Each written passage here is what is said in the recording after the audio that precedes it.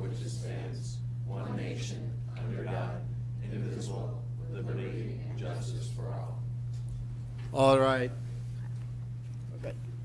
We have yet another jam-packed agenda here this evening. We're going to start with information technology. Then we're going to the rest of culture and recreation, which would be Penfield Pavilion Complex, Park and Recreation, Waterfront Marina, and the 2 golf courses. Then the rest of public safety, which would be police, animal control, and emergency communications. Anybody have any questions, comments, concerns before we start? Mr. Mayor. Yeah, with respect to the IT budget, the town policy when positions are open is pretty much to fill them in on in the budget if they're open on the step 1 level for budget purposes. It's kind of the habit and procedures policies going past. We have recently just hired the 2. One started last week and one started this week. The systems network engineer, I think, was last week, and the software systems analyst this week. And we were not able to achieve salaries at that first step level. So we will be presenting an adjustment to the salary line for those 2. Well, right now, I think the budget has programmer analyst 2 as one salary line for $182,000. That number will be divided into 2 lines, one systems network engineer, one software systems analyst, one at $113,000, the other at $106,000, which is still less than what their predecessors were making, but more than what's in the budget. Why wasn't that done at the Board of Selectmen level? They just started this week. Yeah, but they were obviously, there were offers outstanding, and you knew when the Board of Selectmen. Yeah, we just didn't. So, not that that's going to get rejected or anything, because I understand the situation, but how can you actually legally go and hire people at salaries higher than you have authorization to hire them for? Well, I don't think we have. I think we have authorization to hire them with any step within their grade. We like to bring them in at step 1, but then the budget. If you want to go by the budget is $228,000. But for this year, so that's what you're saying. Yeah, but the budget's there. Should have been taken care of at the Board of Selectmen. I totally agree. In fact, when this actually came to my attention today, and I said, that was my question as well. Why, we should have. It wasn't my question. It was my comment. We should have done this a couple of weeks ago because we knew they were coming in, exactly, and we should have done it. But just of the many things, it just didn't. All right. No, I appreciate that. Thank you. Thank you. Any other questions, comments from anybody? All right, let's start with the IT budget. Welcome. Go right ahead. Tell us what's going on in IT and what the progress has been, et cetera. All right. Is this on or is this working? You're going to have to ask the technologists. There we go. Thank you. All right. Well, as we just discussed last June, we had 2 simultaneous retirements within the department, and that presented an opportunity to kind of redefine our IT department positions, to modernize them to what we need today. The department had 2 programmer analysts, and these days that's for a small 5-person department, that's kind of a outsized representation of software development. One of my planning directions is to stop developing software in-house and start trying to find commercial software products that can accomplish our goals. We have numerous applications that have been written over the years that serve our departments very well, but they are dated. They don't have any online presence. The public can't get into them and see the information in them and whatnot. So I recast or redid the positions to a single software analyst and then a systems and network engineer, which we sorely need. We, as Bob mentioned, we attempted to find candidates at the lower steps grades in the salary range, but were unsuccessful, and after 6 months made an adjustment and just started both of those positions this month. How far did that put you behind this year to operate without two positions for 6 months? And did you start, by the way, trying to fill them right away? Yes, yes. Okay. So this wasn't a delay, an intentional delay in hiring? Oh, no. Okay. No. Frankly, I was hoping to have both of these positions on board for the new telephone system implementation, but I just kind of limped along best I could without. That's all I could do. And during that time, we did launch 3 new projects. We got the voice over IP telephone project underway. We're just completing it now. We're at punch list mode right now. The phones are out and working.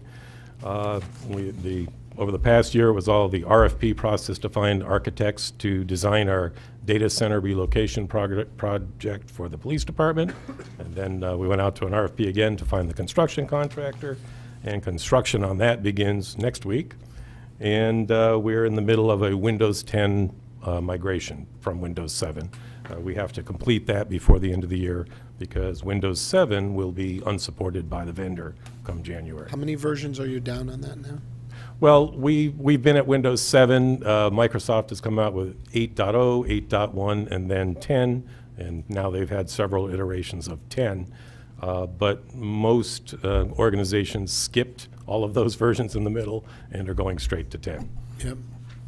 Along the way, we wrote the conversion software to get the data into Parks and Recreation's new RecTrack system. We implemented a training and testing program for town employees to make them more aware of scams and phishing attempts to try to prevent the ransomware kinds of attacks that have been happening to other towns in the state. And we completed the data relocation project for the Fairfield Woods Data Center to Trumbull during the year. Congratulations. Well, thank you. So in the coming year, once the construction is completed, we'll be moving 2 data centers, the other 2 data centers in town, out of their current basement locations to the new location on the top floor of the police station. And we're also going to be looking at increasing the resiliency of the town's fiber optic network amongst all of the town facilities. We currently have a weak spot where many of our town sites, including the fire and police operations, are routed through Sullivan Independence Hall, and I'd like to add an extra network link to make it so that if SIH was down for whatever reason, that at least our public safety operations would remain up and connected. Do you have a formal or a written disaster recovery plan? No, that's under development right now with my new staff. So you're making all these moves which all sound like disaster moves. Well, yes. I don't have a documented disaster recovery plan, but trying to write one while you know that you have severe weaknesses with data centers and basements doesn't make a lot of sense. We kind of need to get the infrastructure in a way that we know what we're going to, where we're going to put stuff that makes sense to keep us going during a disaster. What's the ETA on the actual document itself? This year. That's something I want to complete this year. It was something that I was unable to do in the last year, given that I was backfilling the 2 empty positions, basically. And but it's been on my mind, and I've been making the moves, and moving the data center and things like that are part of what's needed to develop a good plan. Okay. I also have the engineering talent in-house now to help me devise it. Okay. Mrs. Marmon, you had a question? Just to follow up on that, is there any, I thought I'd heard something about Sacred Heart University being involved in potentially moving some of our... I think Sacred Heart's being considered for a potential ECC relocation for the ECC? police It was, ECC. yeah. And I think there was some talk of some kind of a cooperative arrangement with Westport. But Okay. that's outside of my purview. Your realm, thank Yes. you. Continue. Go ahead. Okay. And another thing that I'm looking at is currently our backup system, the way that we back up our data and protect it in case our equipment is harmed in any way or we have a virus attack, is very traditional. It's the same way it's been done for 20 or 30 years. We're basically backing off the disk and then writing a tape cartridge, and then we send it to a warehouse. I changed that warehouse from where it was in another floodplain area to a safer place further inland this year. But my new system network engineer and I are exploring the idea of using some kind of a hybrid cloud product that would let us get a snapshot of our data out of town every single day. Right now, we do incremental backups every day to an in-town backup device, but we only send tapes out once a week. There is a certain amount of cost to shipping tapes out, so it may be more cost-effective to actually go to a hybrid cloud solution, and then we would have the benefit of having every single day's data backed up off-site. From your perspective, this might sound like a loaded question. It's not meant to be, but I've just heard you say, hey, we're still doing tape backups. Mm-hmm. We still have data centers that you're absolutely correct in moving them from basements. You're looking at the fiber optic network. You're looking at the fact that you didn't have a disaster recovery plan, and this was all stuff that you inherited. So there's been some decent progress there. Thank you. You also had problems for 9 months trying to hire people. Are we being too short-sighted with our management and investment of information technology, and therefore costing us monies and efficiencies in other areas by not utilizing technology quickly enough? Tonight I come in with a budget that's been largely flat for 3 years, and the bad news is that going forward, I may be asking for more.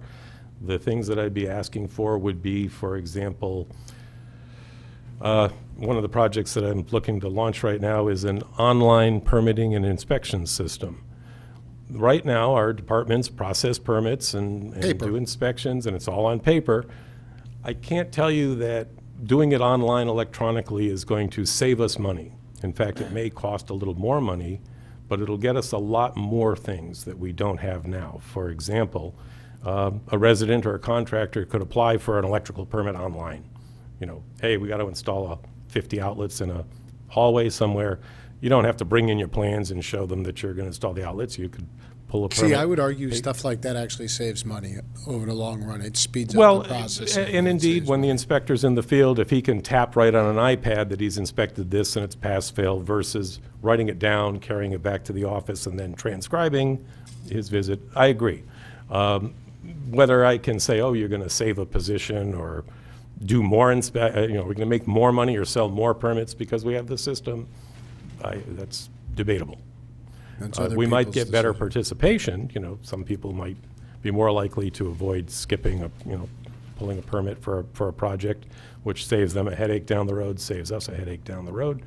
So there's many things that I think we should be doing that would get us more online, make us provide better service to the public, but I don't know that it'll always result in a cost decrease. See, from my perspective, I'll speak for myself. I do think the flavor of the board over the last few years is, number one, we hadn't seen a plan put together that showed us where we were going, so that this board was hesitant to continue to fund increases without having a roadmap of where these increases were going and how they weren't all disparate systems.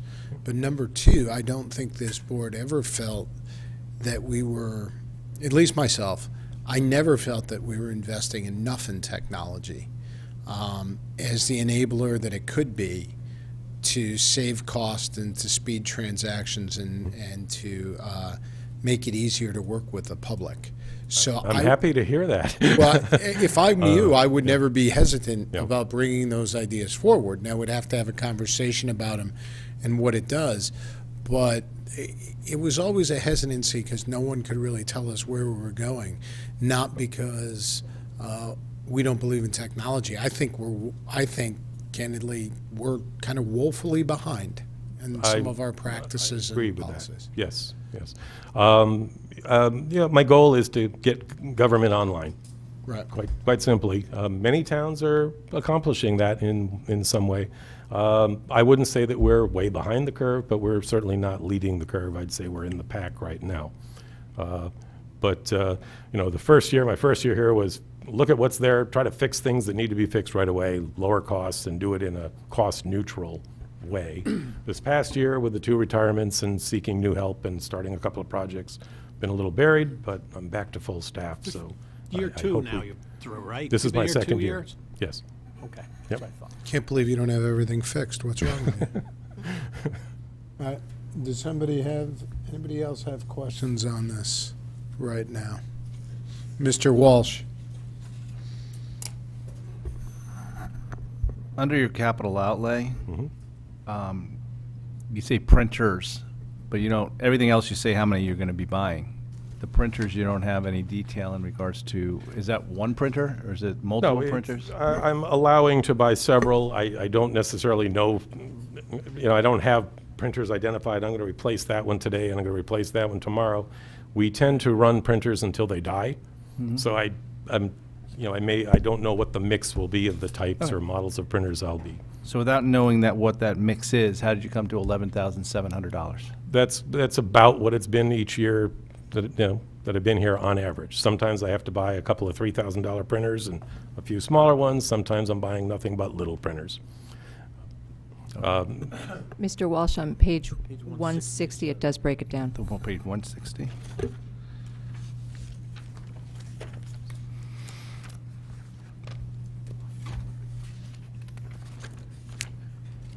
So, yeah. So that's an estimate of what you've been purchasing on a yearly basis? What are the That's representative of what I'm getting. what are the $3,000 printers? What do they do? Well, they're the highest speed printers we have in town. We use them to print our AP and payroll checks. Our tax collector has one. Our building department. I mean, anywhere that's it's a floor standing, tall, fast, 55-page a minute printer. Okay. The little .2K ones are, network-based departmental printers, smaller ones, lower volume. In regards to the software upgrade, going to Windows 10, have you looked at going to the Windows 360 and what the advantages and disadvantages of that are? Do you mean Office 365? I mean Office 360, yeah. My second day on the job, the Microsoft sales lady showed up and gave me a presentation on selling Office 365.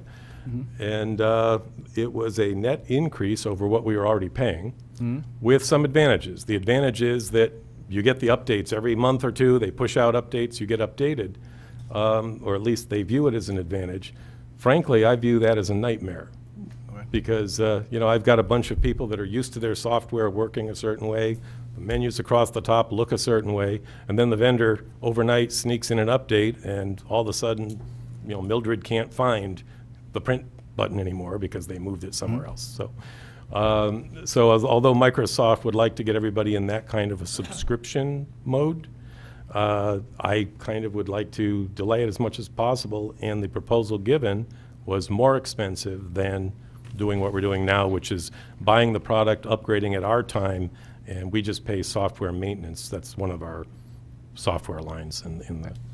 What is the estimated shelf life? I mean, Windows 7 seemed to have a pretty long shelf life of what Windows 10 is expected from what you're hearing in the industry. From what I'm hearing, Windows 10 is the last version of Windows. They are going to keep pushing out these, they call them builds. So they are under the covers, whether we like it or not, from time to time we'll be pushing out a new build, but it'll still be Windows 10, and it should look and feel a lot the same.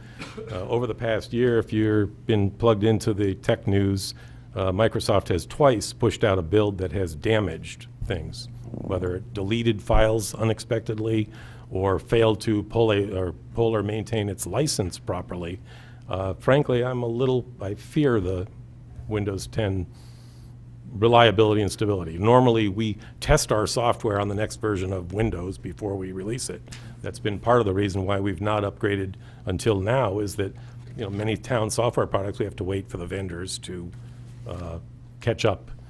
But unfortunately, where we can delay the Office 365, with Windows 10, we have far less flexibility in delaying the upgrades. We can delay them somewhat, but we have far less control over the system than before. And those upgrades are going to come with a cost? Well, they're part of our software maintenance. Maintenance agreement? Yes, we license Windows as part of our Microsoft Software Assurance line. That's it for right now. Any other questions? Mr. Becker?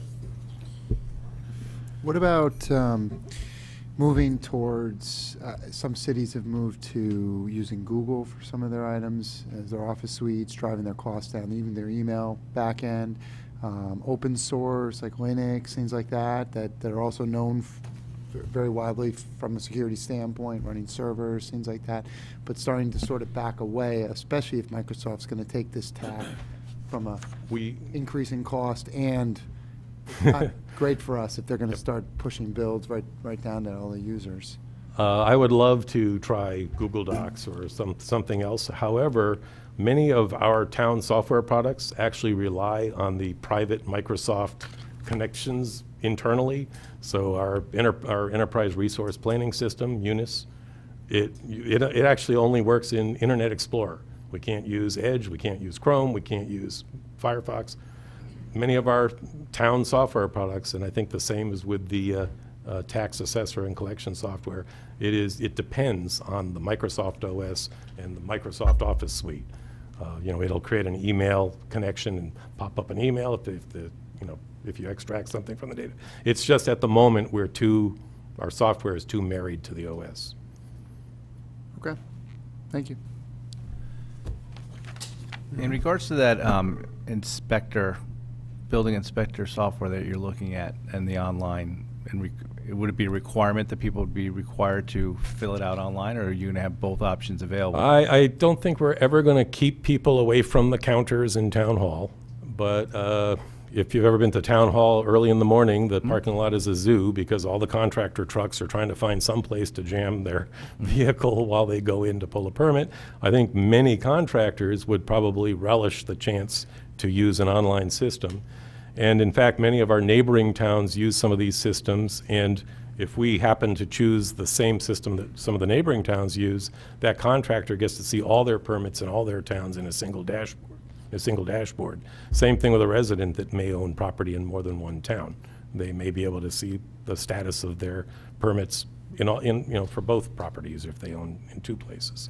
But I don't think we're ever going to be able to say, go away, don't come see us. That's not our intention at all. I'm working with the building official, Tom Conley, on this. He does not, you're never going to get to 100%, but we would like to get to less paper, send us your plans electronically. If possible, do as much as you can online. Sometimes you have to see a person, you have to see the plans in person or discuss them in person, but many times we don't have to do that. I will say that many of the contractors that I've spoken to, some who are clients and some who I'm working with, homeowners and commercial developers, hate the system, that it seems to delay the process by sometimes a week. The online system? Yeah, the online system, because a lot of times you file the stuff and then it comes in and you're not always getting the permit right away, so you're waiting. So you're in like some queue, like in town hall. Like they don't want you coming in. They'll call you when they want to call you, which is sometimes doing one right now in Monroe. It's been a week and a half. And you call them and they say, no, we'll call you when we're ready to call you. So you sit there with this uncertainty as opposed to going in, speaking to a human, having somebody review it right in front of you, talking about maybe some revisions right there on the spot, getting those revisions made, refiled the next day, and then you get your permit. It's a lot of going back and forth because people then are using email, like, I want to see this and this. What do you mean by that? And then they're out in the field now for 6 hours. Try to come in tomorrow between 8:30 and 10:30. Yeah. I can't speak for how a town is implementing their system, but I see a lot of advantages to making it available online if people want to use it that way. Yeah, it's great if you have like a very simple thing, but usually it's not getting the permit as you speak. Sometimes a lot of these guys go in and get the permit that morning, an electrical or a heating contractor, but it's like causing significant delays. And I just think that you've got to watch not only, I guess there is some benefit to not having to do the typing that some of the town hall people have to do when that paper permit comes in on their system. You might save on that. But if going back and forth over days for what used to be done in a morning visit of 10 minutes, it can slow the system down. So I think, you know, you and Tom are going to have to really make sure that works smoothly, because I think the residents of the town have gotten used to a certain level of service, and they deserve it based on the building permit fees that are being charged to people. They deserve that service. Well, I agree. Yeah. And again, the counter service will, I think, always be available. Tom and I have not discussed disabling access to a human in person, and that's part of the charm, I think, of Fairfield. Anybody can come into town hall and speak to a human being. Again, we're not looking to eliminate that. I think we're just looking to, where possible, make it easier for contractors to and residents to be able to do at least some things online. Anything else? All right. Thank you, sir. Appreciate it. Thank you. Next, we're going to go to the Penfield Pavilion Complex. So, Mr. Calabrese, and we're actually going to start with revenue here. So, Anthony, you'll be pleased to know I read ahead. Page number, please. Page number is 19. So I read ahead. We always And- appreciate that. Yeah, except that revenue's down and expenses are up. In Penfield? Yep. Not a way to run the railroad. So, and we had our concerns over Penfield last year with revenue being way off, as I recall, what the projections were when we had it built. So what's going on? Well, I think I'm going to need some clarification, because we're ahead of projections for the current year, and we're showing an increase of, we're going from 230,000 last year to 255 this year. Total Penfield. It's the concession. Oh, I'm sorry. Yeah. Right, so you didn't, I'm sorry. Total Penfield is down. Got it. Yeah, what's going on? The concession. So concessionaire's contract was up. He left. We went out to public bid. Last contract was $69,000. He paid $69,000 last summer. Winning bid this year came in at $32,000. We had multiple bids on it. They were all in the $30,000 range. Met with purchasing. You know, talked about why this is. We brought the winning bidder in, who was the current concessionaire, who had it for the last several years. He's had it for 18 or 19 years, and he was, you know, quite upfront with us and just said, look, I overbid last time. I was completely out of the ballpark, which when we look back at the last time we bid this, he was almost double what the numbers were for every other bid that came in. So we're kind of where the market is showing where we should be. Wow. What was our 5-year projection when we built this, when we rebuilt this? Where did we think revenue would be at this point in our life cycle versus where we are? I don't have that number on me. Can we get that, please? Sure. Any other questions on revenue here? I guess, I mean, is the rest of the revenue that you're getting, Anthony, is it pretty much where you're coming? Are you getting what you projected in regards to rentals? We are, Yes, yeah. okay. Yeah, and that's like I said, we were increasing rental revenue Yep. for this upcoming year as well. Right. The parties are taking off. The increase in expenses for the Penfield budget essentially is for marketing purposes and cleaning. Talk to us about the cleaning, yeah. So we did when the bid went out earlier this year or end of last year, DPW put that out, and we did add an ad alternate to have cleaning at Penfield. I believe it was $8,000, $8,500 for the year. They come in three times a week to clean the building, and essentially our goal is to have that building show ready at a moment's notice. So Galen gives tours down there almost 7 days a week, multiple times, a day, sometimes on Sundays. Okay, questions, Mr. Brown? What are we charging now for Penfield and for Jackie Durrell? I'm going to let Galen answer that one. That's a great question. Thank you so much. I guess the rates vary depending on time of year, resident versus non-resident, and in some cases, which is Saturday's time of day. So Jackie Durrell ranges from $650 to $2,500. Penfield ranges from $1,000 to $4,500. And again, that's depending on resident versus non-resident, peak season versus off-peak season, day of the week, time of year. Is there a set fee, or do people call and try and negotiate?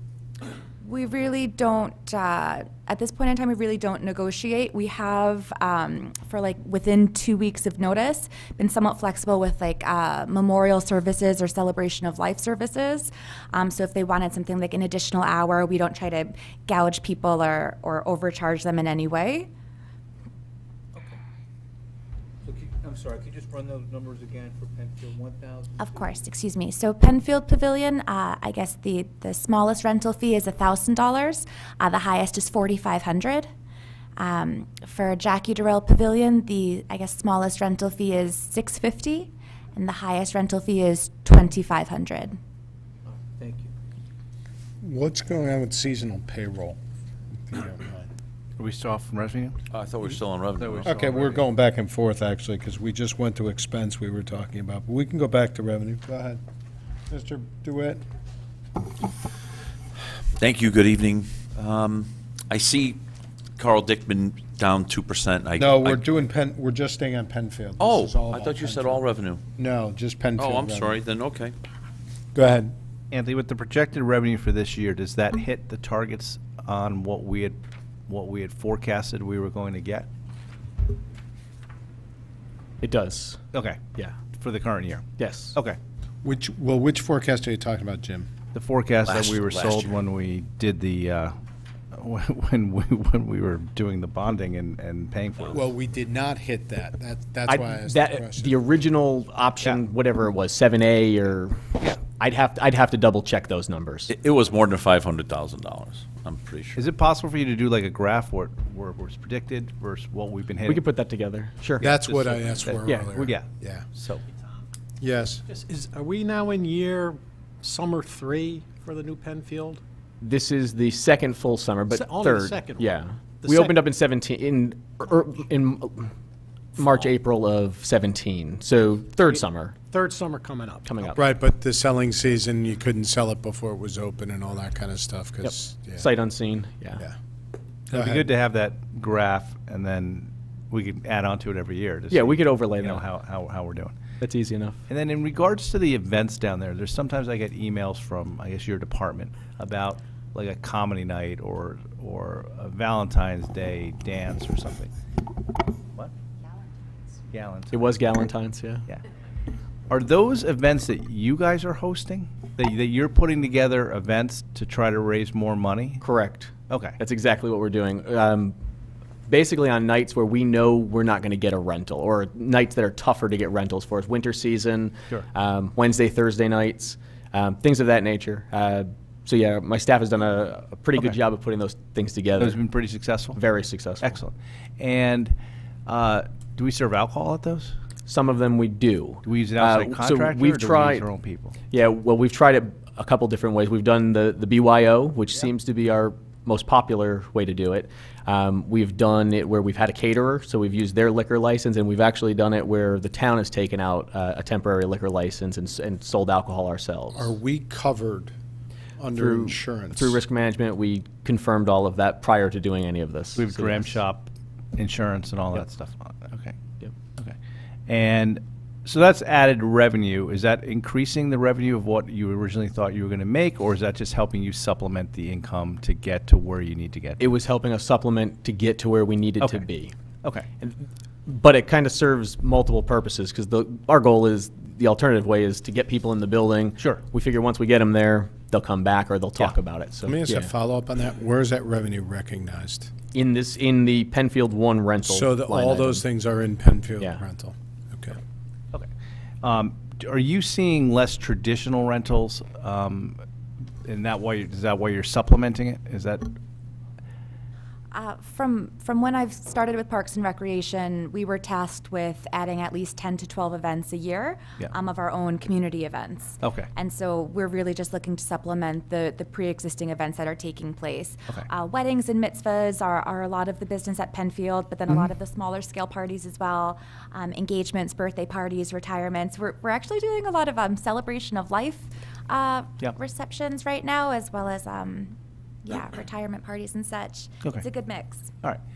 And those numbers that you're going to give us, because you had predicted a certain number of events, it was going to scale up over a period of years as the community and the greater community in Fairfield County got to know about the facility and whatever. And it would be interesting to see like what you projected, where you're heading, whether that's ramping up. So if you can somehow give us some type of info, that'd be great. Thanks, Anthony. I'm going to go with Ms. Zesma, then I'll go to Ms. Marmie, and then I'll go to Mr. Mottola. Thank you. So the increase in revenue from Penfield and Jackie Durrell, that's just the number of events, or have you raised the fee since last budget? It's a combination of both. So we did raise the fee last year, I believe, as of May, but we do rent that building out 2 years in advance. So a lot of the money that was on the books was at the old rate of $1,100. So we're still seeing parties coming in at the new Penfield for $1,100. So as we go forward, we're going to start seeing more of the $3,500 parties. So we fully expect that our revenue will jump because the number of parties hasn't decreased. So it's just catching up. What's the waiting list for what you would consider peak times of the year? We don't currently have a turnaway log, so we don't have a wait list for specific dates. Typically people call in, ask if a date's available. If it's not, then they jump to another date. Okay, thank you. Mrs. Marmie. Thanks. There was some concern when we were looking at Penfield and rebuilding Penfield that Jackie Durrell, we had a great space. Why are we doing this? Do you see, I see there's some growth with Jackie Durrell. Do you see, do you have any concerns with renting Jackie Durrell? Are we keeping pace? And then the second part is, at what point do you feel that we'll be saturated? I mean, are we going to be maxed out soon, or do we have tremendous growth ahead of us? Just looking at the numbers, it's hard to, I know you've done projections, but where are we kind of generally in terms of renting these spaces out and maximizing revenue? That's a really good question. For Jackie Durrell, historically, the property does about 125 events. So we've analyzed it for the past few years, and it's pretty much holding steady at 125. The building itself is only open mid-April through mid-October, so logistically there's really only so many events that facility can accommodate. Not to go too off track, but we have had preliminary discussions with our Department of Public Works, as well as several restaurateurs in Fairfield County, looking at potentially in the future converting Jackie Durrell to a restaurant open year-round. Oh, are you going to take the mic? I would not have mentioned that to you guys, but yes, that is something we have looked Here at. come the emails. I'm sorry. His email is acalabrese@townoffairfield.com. That's CALBRE. Just to get back on track, and I apologize for that. But so for Penfield Pavilion, I would say the peak season from what I've seen has spread from Memorial to Labor Day to now it's March to November. And so I'm really excited about that. For me right now, my goal is to drive business in that December, January, February time, whether it's with fundraisers, charity events, more of those celebration of life services, holiday parties, corporate functions. So for me, moving into the future, my goal is to kind of position Penfield as more than just a place to have a beachfront reception during the summer months. So it's really trying to diversify the type of events that are taking place there. That's great. So just to kind of ask the question a little differently, we're not cannibalizing Jackie Durrell in terms with Penfield. We're maximizing both spaces. That's the strategy, correct? Correct. Okay, thank you. Mr. Mottola. Kind of answered the question. I think you did. So you can book an event 2 years out. Just give me an idea. Are you booked for this coming summer pretty much? For this summer, absolutely. Okay, just curious about that. Thank you. We'll go to Mr. Walsh. Anthony, with the new concession contract coming in, how long is that contract? It's a 3-year contract with 2 one-year renewals after that. Whose renewal at the option of yours or theirs? Both. It's a mutual. So you can pull out if you we want. could pull out if we want to. So the question I have, I guess, is, and I don't know whether you've looked at this, is whether at a certain point when we're only getting $31,000, do you have any idea what his sales are? Yeah, I do. So I looked at it if we took it over and ran it ourselves. Yes, that's the question. It's about $30,000 we'd make. That was what I projected based on the numbers that he gave me and our Jennings concessionaire, who was a different concessionaire. Because if I had one guy's numbers, I don't know that I would fully trust them. Sure. But we had 3 sets of numbers, and based on those, we were estimating if we took it over and we talked to purchasing, it's probably about $30,000 we would make. So we were right around where he is now. So again, to get rid of the headache on us, it's easier to lease it out. Sure. Have we always done a concessionaire like 10 years ago, 15 years ago? I've been here almost 15 years, and it's always been a concessionaire. The town has never run it itself while I've been here. To the extent that you've seen sales numbers, have the sales just gone down, or is this always what it's been and we just didn't recognize that? I think that's hard for me to say because I haven't seen the books for these other guys for several years. So it's hard for me to say, but his sales weren't as high as he anticipated them being. I mean, they were still pretty strong, but costs have gone up as well. And I think that was a lot of what we were seeing. So the margins were shrinking because cost of purchasing the food, and Penfield uses a higher quality food than like a Jennings. Okay. That's always been his argument, is he tries to have high quality food, which costs more. Okay. Who pays the electricity and the gas fees and stuff like that? Well, historically, the town has the contract. It's built in going forward that he's going to pay. So yes, it's the $32,000, but then he reimburses the town about $10 for the utilities. So really, it's like a $42,000 contract. Okay. Go ahead, Mrs. Leclerc. Does he get dedicated space for tables and things? As I know in the past, like when we've gone there for summer for dinner, and we've had trouble finding a free table because people are saving them or bringing their own dinner, and how does that work? Yeah, so basically the area directly in front of the concession at Penfield is the area that he's mainly responsible. So he's mainly responsible to furnish that area and keep it clean. So like the 9 tables that were there last couple summers, he puts there. They're still there now. He didn't take them away, so they're there if you were to go down now. Other questions? Quickly, let's go to the expense side. Yeah. So seasonal payroll, why is that up so much? What we did there is it was just a transfer, so you're going to see a decrease in the waterfront. We decreased $15,000 for parking. I just wanted to centralize all of the Penfield So it's a payroll. transfer? Yeah. All right. Any other questions on this? Cleaning and janitorial, I think you spoke about a little bit earlier. Yep. Any other questions? Quickly, just when we look at this, our revenue from this, let's say it's $500,000. It's listed at 501. Yep. Our quote-unquote all-in expenses that you've allocated to this are 184,000. So the business itself is pretty profitable on the face of it. That's assuming that all the costs are caught in here. I do think it is worthwhile, just to reiterate, to go back and look at where this stands versus the projections that were put together several years ago when the project was approved. Because as I recall, when we did that last year, we were alarmed by what we weren't getting out of there versus what we thought we were going to. And I want to make sure we stay that, because that's really our marker. Every year, that's really your budget, what we should be estimated against, because that was the whole business case for putting the money into the pavilion. We'll put that together for you. Yeah, and if we could get that before our voting night, I'd greatly appreciate that. And thank Not a you. problem. And congratulations so far on the work you're doing. Any other questions, comments? Mr. DeWitt. So shouldn't your FY20 budget for gas and electric be $10,000 less based on the fact that Yeah, where's the other 10 grand? concessionaire is Right. flipping that bill? So 19's budget I get because that wasn't part of the contract, but now that it is. So I think because it's a reimbursement through DPW, we still budget for it. At least that's my understanding. What I would say you should do is actually put in the 10,000 up above, leave the 10,000 in the expense, and let the net flow through as zero to the bottom. So somewhere, to Mr. DeWitt's point, it would appear within this budget you're missing $10,000. So can you get back to us on that answer as well? It's missing on the revenue side. Not as a re- as a It'd be revenue- missing on the as a revenue. revenue It's here item, for the yeah. expense. I understand. Yeah, I'm it'd be saying, missing on the revenue but can you side. confirm that Sure. DPW doesn't have that somewhere else?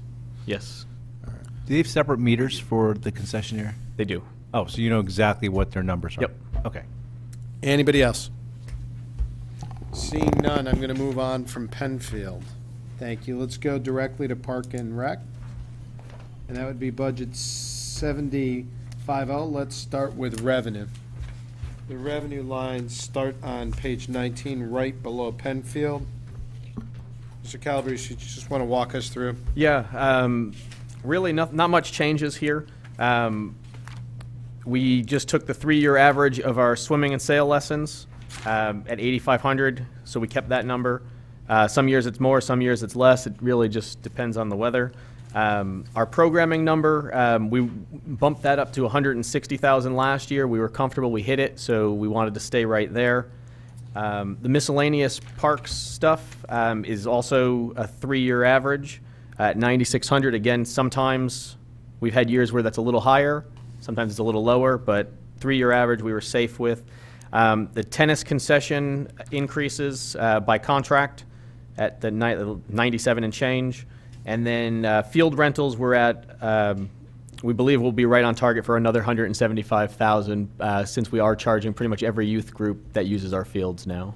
What does that mean, pretty much every?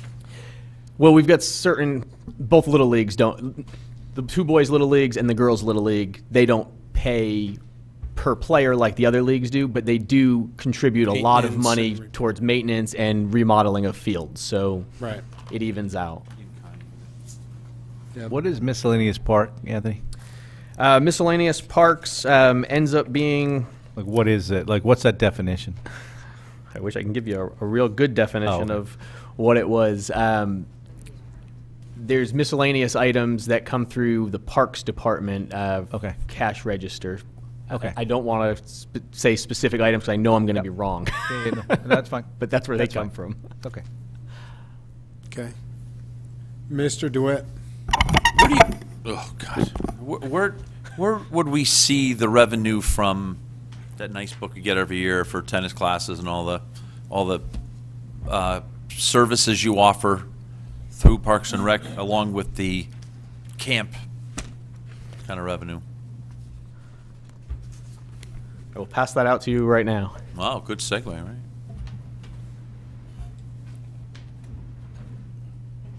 Can I ask a quick question? So in your budget right now, that is the that $160,000 revenue line that you see. But what's coming around now is the actual breakdown. I don't see that. Oh, recreation programs. That's Yeah. what I was asking. All right. So that's where it is. This is the breakdown that you guys typically, I think Mr. Becker normally asks for it, but here it is ahead of time. He beat you to it, Dave. Since you mentioned my name. It's at the very, It's very there's bottom line revolving- of the revolving fund and also 19. the P&L. That's the revolving fund there. But there's also a P&L breakout we had asked for last year that Jerry used to do. Oh, sorry. For each For each, the sites too. I don't know if you have that. yes, there is. Dave's Yeah. right. I can email that to you tomorrow. Yeah. I have one copy, and that's not going to be enough. Yeah. So Perfect. But yeah, this was, thank you. So not all of these courses, as you will, make money. well, majority of them do, but yes, there are some that don't make money. Some do lose some substantial money based on what the program is, but as a whole, the fund does make money. And we're okay with some of these programs losing money because they are worthwhile programs for the community. Our adaptive recreation is probably one of those ones on there that you'll see that we know it's a great program, but unfortunately it's a very expensive program to run. So our summer camp program does cover costs and some. So that's where we are with that one. Credit card fees. The fitness center loses money? Well, we redid the flooring in there and we upgraded a few of the machines. So that's why that one does, but no, not normally. So So this 150,000, there used to be an agreement on the revolving fund that anything over 200 would revert back to the town. That's still the agreement. So where's this 150? Is that accounted for in this budget? Because you have growth of 150 to bring this to 350 as of September 2018. Mr. Mayor, have we done anything with that 150? So that it goes to the town That's what I'm asking. on October 1st. Yeah, they take it on. So has that been swept to the town Yes.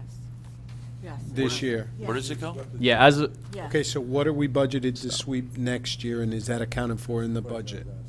Oh, I'm That's- sorry. That's the. that's that 160. That's the 160 revenue item. That is the 160. Yep. I just want to make sure that that's the, wait a minute, so that's the Oh, net. because you haven't gone into that balance, so that balance, Got it. in theory, all profit goes back to the town because of that correct. cap. Correct. Yes. I just wanted to make sure we were accounting for it. Okay. Questions, other questions, comments? The thing with me is the credit card fees. We talk about this every year, I know.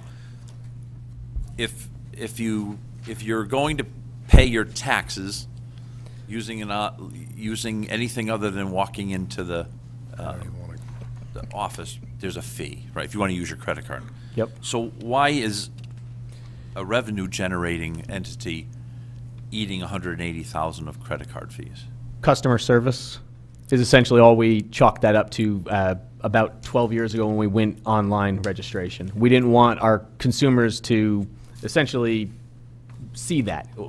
No offense to the tax department or any of the other departments that charge credit cards, but it's kind of a deterrent when you want to pay something online and you know, well, I've got to pay $800 and now I've got to pay 3% on top of that. So we just buried it in our 124, knowing that it's going to cover. The good news is, as actually Mr. Kelly had just mentioned during his presentation, that we just switched over to a new software system on November 1st, which I'm hoping most of you have heard or at least seen emails from us about. Our credit card numbers should go down. We were paying almost 6.5% on credit card transactions over the internet. Now we've got an agreement where we're at 2.5%, so we should see some significant savings in the next budget. Oh, that's great. Yeah. No, the online. I think that's a good point, because especially your department, there's more of an expectation of it's a $40 beach fee. I'm going to pay $40, not $41.25, right? Yeah. So. Yeah, I would say about 80% of our business is done online. So. Yeah, excellent. Thank you. Do you have? If you don't, yeah, I just, on the credit card fee side, so if you're going to have a fee that's actually less than half of what you have now, that's a substantial Fingers amount. crossed. I don't know that it'll be half, but it's going to be less. I Well, if mean, you're I saying know you're it's at 6.5 is what. 6.5 of 2.5. So right? when I say 6.5, 6.5, that was majority of what our credit. It was all based on the size of the transaction and whether the transaction was over the counter or on the internet. So if you did over $100, which most of our transactions are, unless you're coming on from one beach sticker, you were getting hit with a 6.5%. If you came in over the counter, it was 3%, no matter what you did. Sometimes online, if you just came on and you registered for a $25 beach sticker, it may have been the 2.5%. So really, while I said it's 6.5 because that was majority of our transactions, if we were trying to find an average, which I probably could never do, it's probably more in the range of 4 or 5, somewhere in that range for an average. So yeah, we're still going to be less. There's no doubt about it, but I'm not comfortable putting a number on it. Yeah, just trying to look at that and then think about what this is going to do on the revolving fund, and I see, and you're essentially going up about 10,000 in your estimate on the sweep for next year, but it's entirely possible that that's significantly higher just simply by accounting for Could the be. savings here. Even 4.5 goes to 2.5. and Could be. That's about 50% even. So just trying to see if that number, if that revenue number, maybe has some breathing room up, cautiously, but Yeah. just based on that, not Yep. any of the programming. Okay.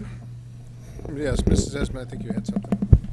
Thank you. Anthony, the fitness center, does that usually run at a bit of a deficit? No. this is, what's happening with it now? We replaced flooring and some machines. Okay. So your membership keeps up with, Membership is up. Last 3 years, I had a goal of 15% increasing membership 15% in 2017. We met that goal. 2018, our goal was 5% increase. We met that goal. 2019 is also 5%, and we are trending above 5% right now. So membership is up, which is great. and when was the last time the fees went up? I'm just curious. Not since I've been here. No, they haven't gone up in 15 years. And the other question I had is on the reimbursements. What is that usually comprised of? $7,000 last year, Yeah. or this year, rather. Or refunds, excuse me. Refunds. That's going to be just programming refunds. So camp, mainly summer camp. A lot of summer camp refunds. We do registration in February. By the time July rolls around, people decide they have other camps or vacations, and they ask for a refund. So that's where those are coming from. You have like a waiting list that people fill We do. out? Yeah, we just go right. We do have a $50 fee for camp. It's a special refund fee. There's camp refunds $50 automatically. We still fill the position if there's a waiting list. So. 8,000 people in line waiting to Yeah, exactly. fill that position, right? Mr. Walsh and then Mrs. Marmion. There's something called engineering on your list. Is that engineering like a program, or is that engineering work that you needed to have done to facilities or something else? No, like it's a that? program. Okay, why Yeah. is it revenues minus $1,100? So I asked the same question, and I was told that it's timing, based on how the course revenue comes in, and then when the instructor gets paid out. And when we run this report on October 1st, it just ends up being timing. Okay. Thank you. Wait, that doesn't make sense. Well, that's what they told me. Yeah, but it doesn't make sense. No, I understand that. I would go back to him, because if it was timing, you'd have to carry over from the prior year. So if all things being equal, you'd have a matching issue where you'd be looking at last year's revenue versus this year's expense. I get that. That'd be timing, but you're not seeing any revenue, you're just seeing expense. Well, I will follow up. It's a contracted program, so we can't lose money on it. It's a 60-40 split, so it could be an accounting thing. I'll double check. Thanks. Mrs. Marmon? Hi, just a kind of question. I know Parks and Rec Commission or committee sets some of the fees, for example, for the Fit Club or et cetera. So the Fit Club fees haven't gone up in 15 years, but we're increasing fees for other things like parking, beach stickers, the slippage fee at the marina, the golf, to play golf, the fees.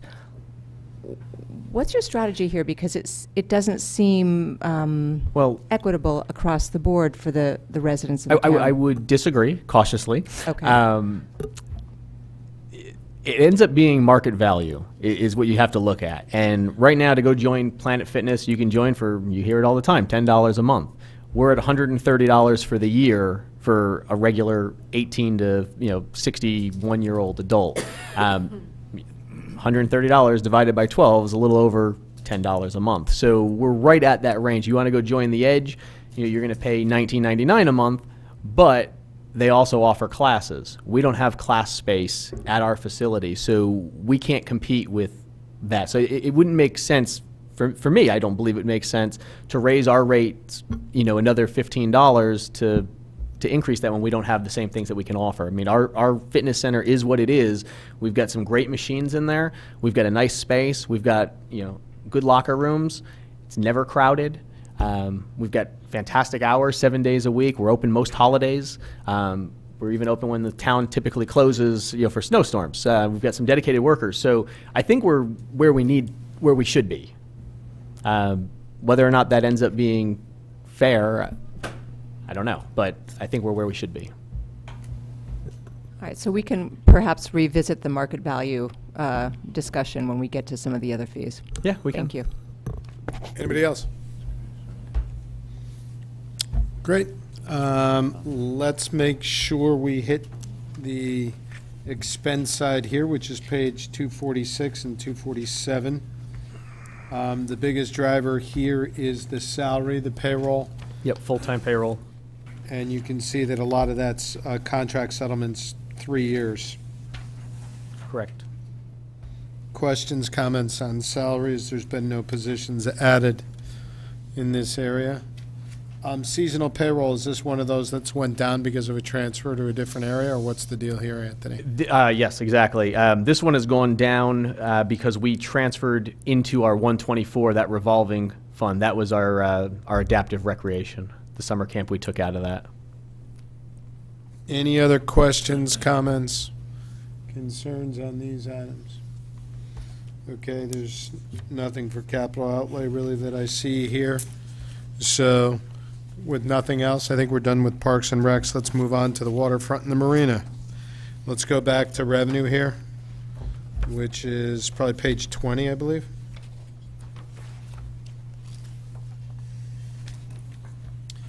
Yep.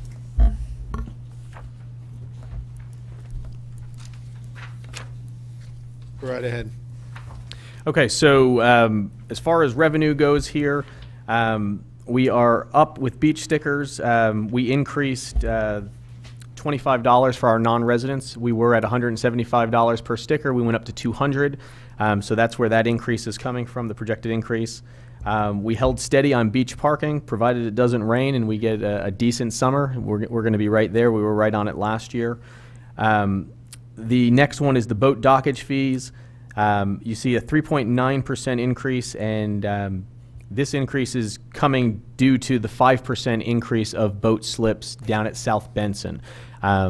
It doesn't equate to a 5% increase because it also includes all our boat racks down at Jennings, Yee Yacht Yard. So there's a whole bunch of other things in there that make it, that shrink that 5% down. That those rates didn't go up, but the South Benson boat slips did. So that's where that increase ends up being.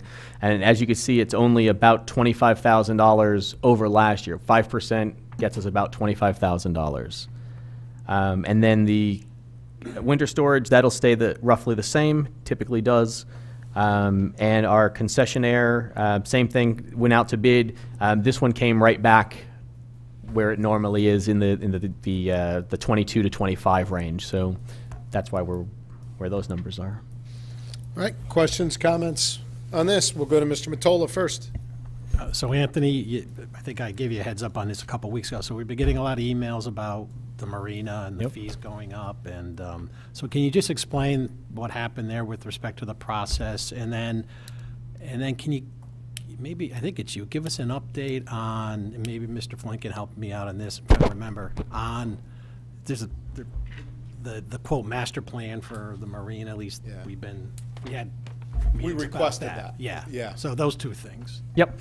So before I start answering, I'm just going to ask our Parks and Rec Commission Chairman, Scott Walker, to join me because he'll help me walk through the 10-year plan and where we've been going with that. As far as the process Thanks goes... for being here, Mr. Walker. As far as the process goes for increasing rates, the Parks and Rec Commission looks at marina rates and all our other rates every year. Typically, we start looking at that at the beginning of the budget process, and I begin my budget process September, October, so we start talking about what we're going to start increasing, and we start looking at that. So it really never should be a surprise to any of our boaters or any of our residents that these increases are coming. We always invite people to come to our meetings. Typically, they do, especially when you start talking about increasing rates. I made a presentation to the Parks and Rec Commission 2 months in a row where I showed a comparison to the other municipal-run marinas in Fairfield County, which end up being Westport, Stamford, Greenwich. It's the same presentation I've given the last 2 years. I just update the numbers with what they charge relative to their boat slips, what they offer, trying to keep things as apples to apples as you can. But I can tell you right now that there are no marinas that are alike. So it is very tough to do that. But anyway, we do that, and you can see that our boat slips for the price are very reasonable compared to these other marinas. You start looking at private marinas, again, it's not apples to apples, but you can also, we've done that. We've looked at what they charge per foot. So I gave options showing this is what a 5% increase looks like, all the way up to this is what a 40% increase looks like. So you can see those numbers. The commission for the past 2 years has decided 5% is what's palatable. and fair. So that's what they've gone with. To own a small boat slip right now in South Benson for the 2019 season, you're going to pay $594 for the year. Medium boat slip is $885. A large boat slip is $1468, and what we call a premium is $1783. So those are the rates. Over last year's increase, over last year's rate, the dollar amount, because again, we're talking 5%, was for the small boats was $28. So they saw an increase this year of $28, and I'll just go to the premiums, which is the largest one. They saw an increase of almost $88. So again, when you're getting the emails, and I'm getting them too, I just want to put into perspective those numbers into figures, so you understand that it's, we're talking $28 to $88. Mrs. Marmon. Did you have more to say? No. No, please. Thank you very much. So I guess I get the market value. I get the comparison. Westport, Stamford, Greenwich, those are big towns. There are other towns, perhaps up the shoreline, Bridgeport, that might be a different comparable. I'm not sure. I'm just saying it might be different. But what I'm most concerned about is I get the comparison, the market value, but the value to our taxpayers, that we give them an affordable price for the taxes that they pay in the town. I think that's the real issue for me. I get what you're saying. We want to look at the, compare the different markets, but I still feel that perhaps Fairfielders think, you know what, I pay a lot in taxes. I want value.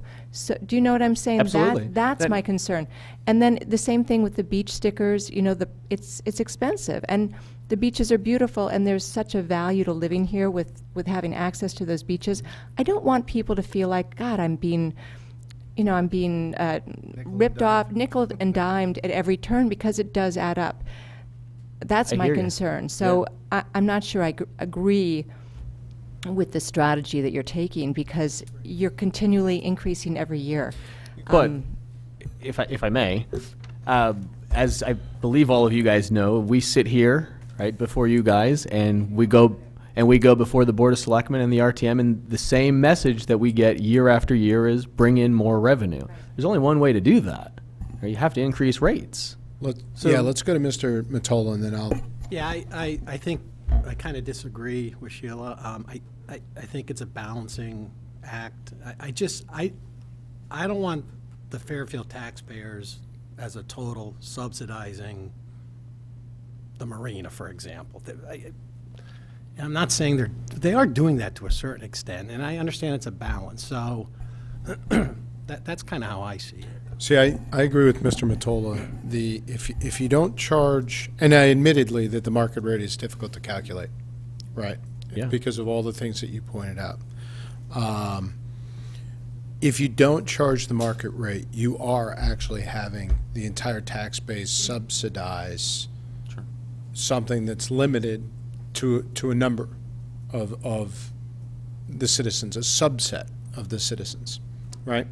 In addition, there's, last time I had heard, something like a 7-year waiting list. 11 for large and under 2 for the smalls. Right. So there's a significant waiting list. So supply and demand would argue that you raise the rate. Okay. Now, most definitely you don't want to raise it to a private club rate. Most definitely when you raise rates and things like this, and this was a discussion we've had through the course of the last couple of years, it's an incumbent upon you to also invest in the asset and make sure that there's a return on the investment. Correct. And that's one of the reasons that when we had the discussion previously, we said it's not just about raising rates and making sure that you get close to market, whatever that may be, right, for a municipal marina, but also that you invest back in the asset so that you give the boaters what they should be getting back in return. Correct. What they're paying for. And what I think's happened here with a lot of this is there hasn't been enough discussion over, at least that I've heard, okay, what's going on with the marina over time, right? And I know now the things I have heard is there's some concern over why you're giving us less slips and all that. I don't know the details. And I know it's kind of, people are watching you guys make the sausage and kind of evaluating the sausage making process. before seeing the end result, right? But that's the other side of the equation, is raising the rates to get it to market, right? Whatever that may be. Yep. Right? And people can agree to disagree on what that is. And then investing the asset to make sure they have a better experience. We heard DPW the other night. They came in and said, things done at the marina, there needs to be, I think they said pilings need to be redone, some of the decking needs to be redone. So there's work that needs to be done down there. And I think everybody supports, let's get that work done and make sure that we're investing in the asset. Because I think we all believe that it's an asset that we should take care of and get our value out of. So that's my opinion on it. And that's why I'd be very interested and been very interested to see what the strategic plan on. Mr. Walsh? So you brought in $25,000 more each of the last 2 years? Correct. So $25,000 Yeah. you added. So really, from last year when you added another 25, we're bringing It'll be 50, 50,000. yeah. So over the last 2 years, you've brought in $75,000, or you will. We will. Okay. How much more money have you spent on expenses down there? Nothing. Not much more. Okay, so we have $75,000 more coming into the town. What's the net income there that you make? Right. So the last P&L that Yep. I got from Joe Michelangelo, who I believe is here in the audience, was roughly 350 something and change. You make a year. Yeah. So after this, you'll make another $75,000 on top of that. And yet Correct. we've done nothing Well, no, to increase your they've already expense. had, No, no, another they've already 25. had 50, or they've already had That'll be that plus 25. 25. Well, we had 25. We're going to get another 25. Plus the And you 25. can't just add it in. You can't just add it in, and you're mixing years. Well, I'm saying over 2 years, they've had no increase in expenses. So they've added But they have $75,000 in the revenue. town's made in revenue, would not a drop of expense So- increase. That's fair, right, Well, over 2 years? I don't know that there hasn't been an expense increase. There's definitely been some expense. Right. It's not like we've said, hey, let's go and replace this entire dock or something. There hasn't been anything There's major. also been salary expense. There's definitely been increase every salary. year. There's been incremental Increased salary increases. expenses? Well, it's contracted, right? So there's going to be union stuff down there. Okay. Marina manager's position. I mean, there's definitely And why aren't incremental you- stuff, but Why aren't you doing anything more with the expense side? Why aren't you giving them more water, So- more lighting, more whatever? this is where I'm gonna turn it over to Mr. Walker to just kind of talk about where the commission is now in the process, because they're working on a 10-year plan. Yeah. Which would kind of be the roadmap of where we're going to be spending that money. So. Okay. Is it? To finish Sure, this topic. sure. Anthony, this is the second year of a 5% increase, correct? That is correct. Prior to to last year, when was the previous increase to that? 4 years. 4 years, okay. So What's projected? What are you looking, I know you're going to get to that, but are you going to continue 5% over the last 2 years, 5% more? Like, at what point are we getting to the market? Let's go to the 10-year plan. Yeah. Well, to answer that question, you're going to tell us that. The feedback from this body and the other town bodies has always been more. And the feedback from the voters is stop raising our rates.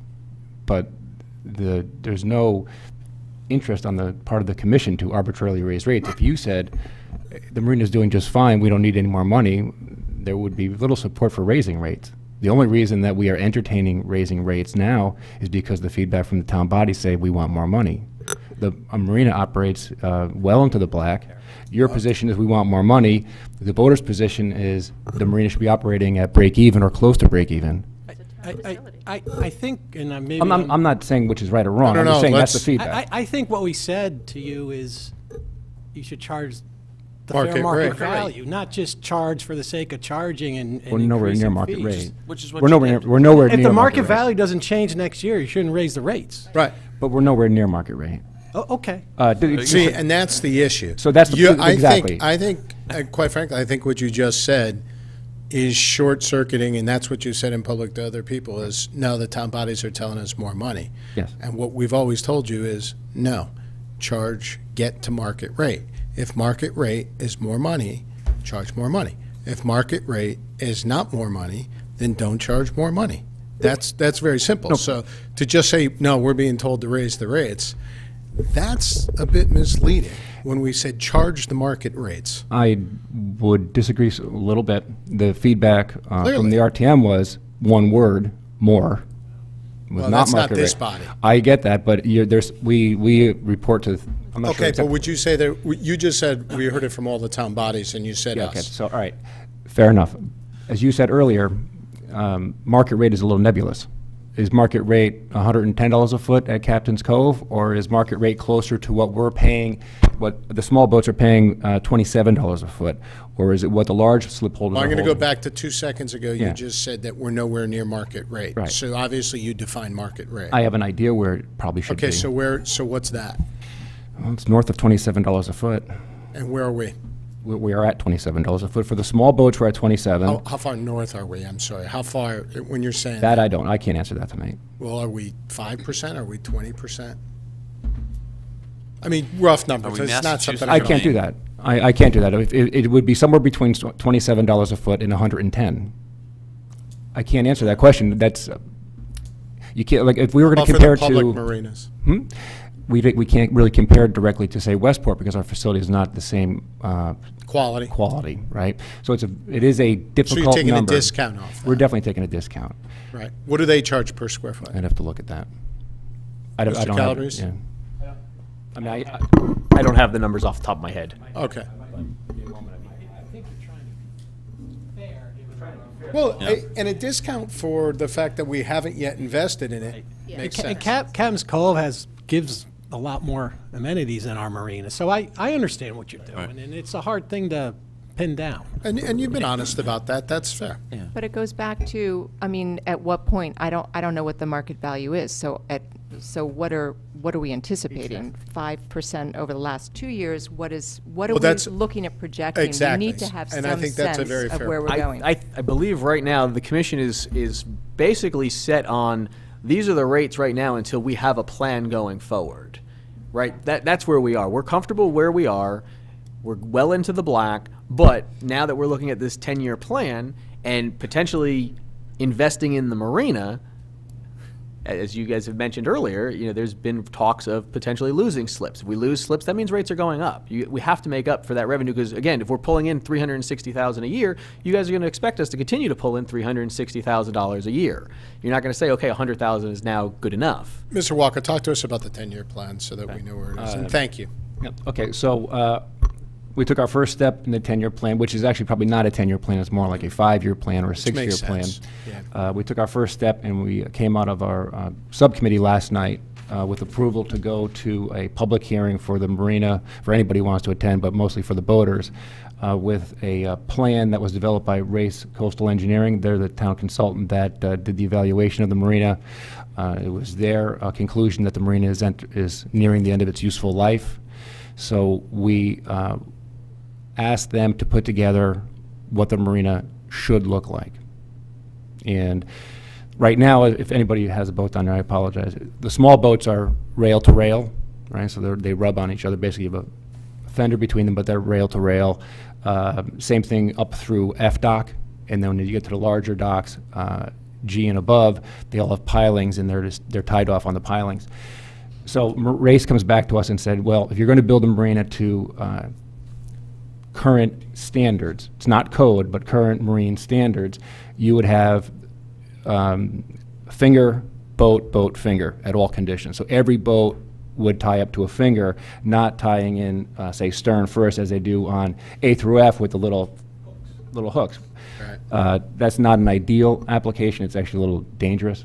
So as you can imagine, if we're going to add a finger, basically every third boat, you're losing slips. So we go from 573 slips at this point down to, with the plan that they came up with, which is a finger for every other boat, down to 400 and, was it 40? So it's a substantial loss. 103. It was 471. Okay. For us non-voters, that I don't know what a finger means. Right. Are you basically saying you're going to rip everything out Yeah. and put all new infrastructure in? Well, we're not suggesting that now. What we did was we asked for, what would a proper marina look like?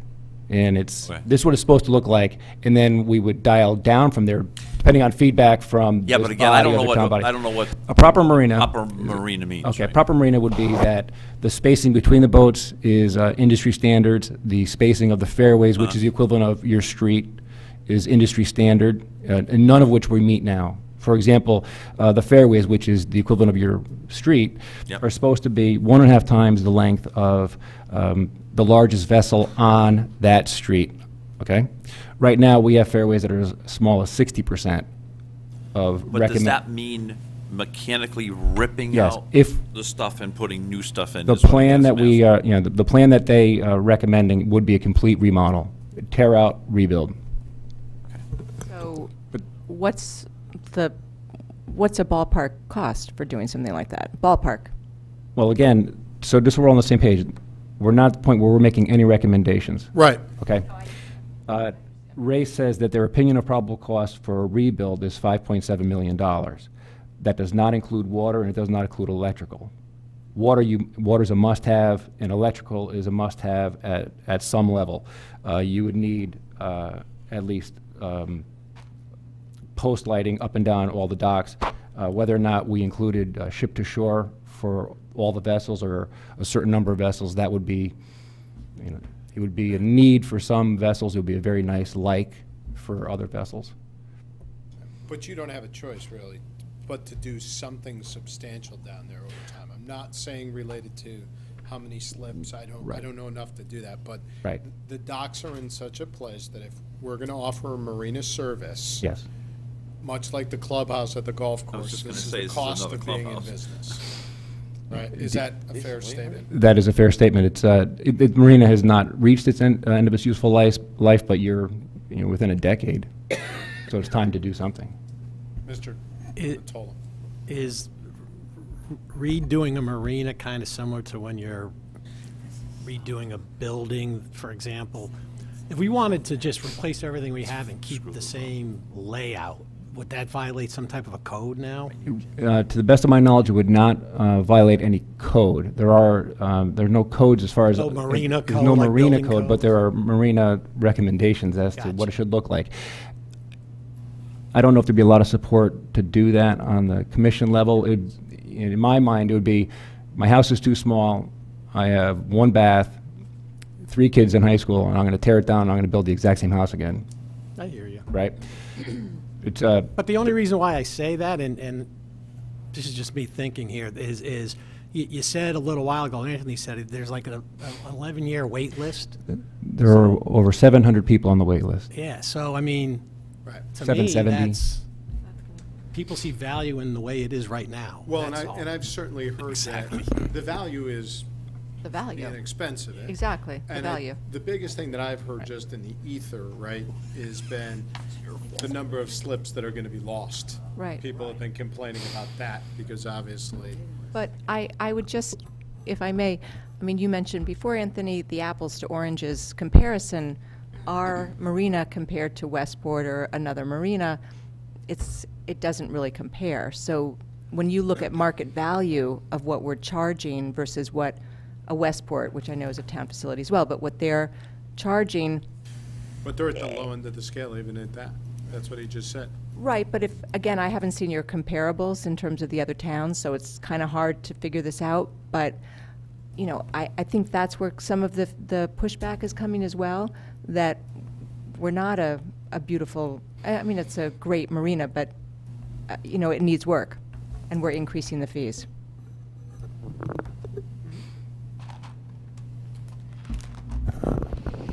Thank you. So the loss of, I mean, this is all hypothetical now, I know, sort of in that realm, but this loss of slips, I mean, is that going to be evenly distributed amongst the various size boats? No. The way we are looking at the allocation of slips is, the majority of the wait list is all large slip holders. They're at 11 years. The smaller slips and the medium slips are turning about less than 3 years for both those categories. So because there were so many people on the large wait list, we took a fair number of slips from the smallest sizes and allocated and created excess capacity over our current inventory for the large boats. If I just give you a couple numbers, if you bear with me. Sure. But that would help to offset the loss. I mean, you would just be prorating it differently. Yes, and of course, the larger slip holders pay a larger rate. If we were to, our current revenue based on how many boats we have in the marina right now are just about $504,000. If we were to reallocate into a new marina configuration, that revenue, without changing any slip fees, our revenue would drop to $425,000. So it's $78,000 loss right there if we didn't raise the rates at all. But if we were to raise our rates, say, for example, less than 25%, you're back up over $531,000 in revenue. So you're making up everything you gave back plus some, and you're still in what I would consider, and again, this is back of the napkin kind of conversation, market. The small boats will be paying $33.76 a foot. Medium boats will be paying $46.11 a foot. The largest boats will be paying between $51 a foot and $62 a foot, which, again, don't know if that's market or not. It's certainly not commercial. So, The $75,000 loss you just talked about, right? yes. So we've already made that up in the last 2 years. I mean, we just made $75,000. Yeah, but that's an annual loss. Another Right. That's an annual loss. It's not a loss, it's just you're making less. Right. We're making $380,000 a year in the marina, right? The marina, the slips alone return to the town $380,000. So you'd be making $5,000. Right. Just on the slips, that doesn't count anything else. Right. But the fact of the matter is, we can't continue to make that with the docks in the current condition they're in. Over, to your earlier point. Right. We're gonna be hit with a bill in the next, I'll use your 5 to 10 years, probably sooner, to do the strategic plan that you're putting together, whatever that ends up being. But in the next 5 to 10 years, we're gonna be hit with a multi-million-dollar bill to redo the marina, whatever that looks like. Yes. That's it. First time And in it has to be first done. And time in 40 years. it's got to have, Right, it's like the clubhouse at Kinda the like golf clubhouse, course. $7 million for that. Right. but unlike the golf course, it has to have a commensurate increase of fees, Yes. right? Yes. I mean, the golf course was maxed out. We had this conversation 85 times, right? You have a nicer building, but you're still playing on the same golf course. This isn't the same thing. This is an infrastructure thing, right? This is like the golf course, not the building that the golf course sits on. Well, right? and here's the other difference. The golf course, the number of rounds are consistent or down. Here, you've got a waiting list, right? So the issue that the golf course is dealing with as to rates and all that is the fact that golf as a sport, the numbers are tapered off, right? And the price point. I mean, Anthony knows this, and we went through this, right? Here, you actually have a multi-year waiting list, even with the marina in poor condition. Correct. As it is. So to your point, and I guess that was always our point, it's about market. It's not about trying to get as much, at least from this board, as you possibly can. Well, on that then, if I may, Yeah. we had talked about, and Mr. Walsh, you mentioned it earlier, the number that I used was $7 million. Opinion of probable cost is 5.7. I put 1.3 on there for electrical and water. Absolutely. I'm probably low, but just for sake of doing the math, the debt service on $7 million based on a 20-year bond is $470,509. Okay, so if we had no rate increase based on the new configuration, that would mean a net loss from the marina. $100,000 per year. Well, it would because of the reconfiguration, it'd actually be $45,000. It'd be a $45,000 loss. If we were to Bigger boats are paying more. because I mean, bigger it is boats are Right, paying more. right. If we were to say pass on a 25% rate increase, if that was acceptable to the town bodies and also to the boating community, who was very reluctant to pay more, that would return back to the town, say, $61,000. It's a far cry from the $380,000 you're getting now, but you're investing in your infrastructure. Well, and the other side, the other point to that is, if you were to, I don't know what the cost would be, you know, somebody raised the point over here, could you just rebuild what you have, right? Yes. And not change volume? You could rebuild what you have.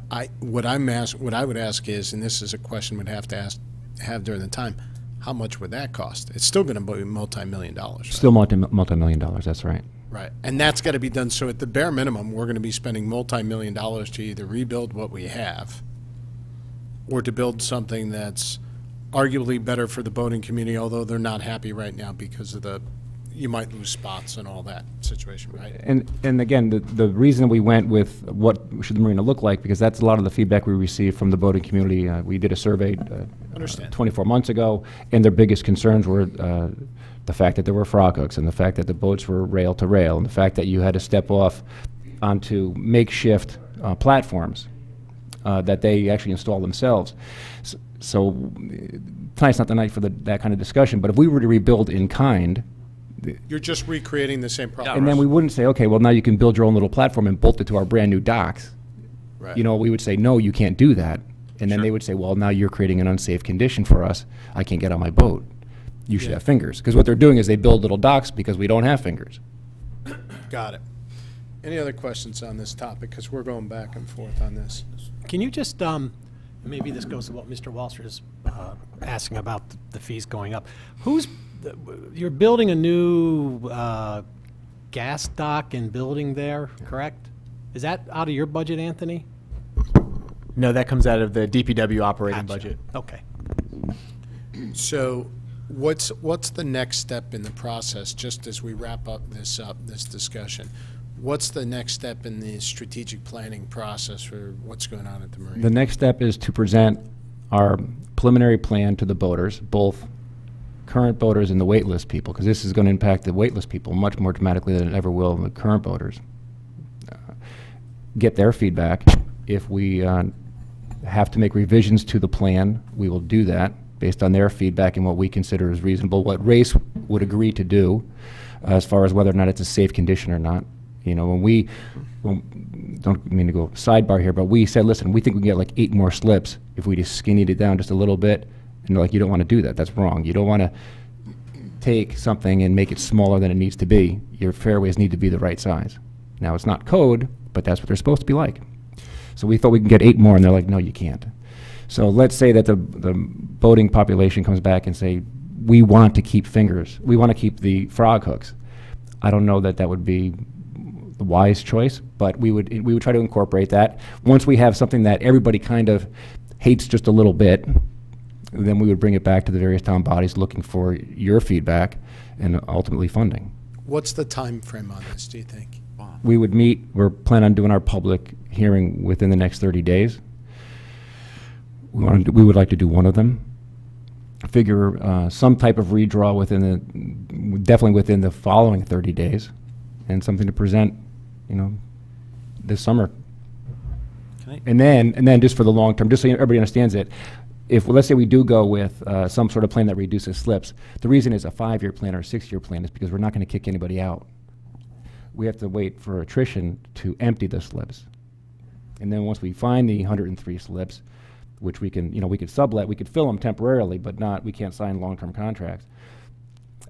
Once we have those 100 slips, Race tells us it's a one winter remodel. Even if it's a full remodel, they could do it over the winter. The other impact would be that we'd have to take over the parking area for all the docks, which have to be built ahead of time. So there'd be some loss of revenue there unless we figured some other place to put the boats for winter storage. Got it. That's good. And Ms. Just to refresh my memory, are there any other revenue drivers in your proposed plan that you can offer so far? Not yet.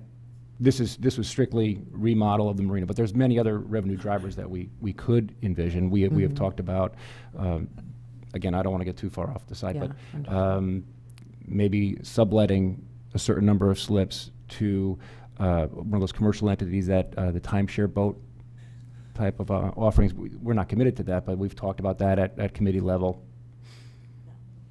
We're not talking about boat hauling or boat cleaning or maintenance and anything like that, which I don't think we could probably do anyway. Thank you.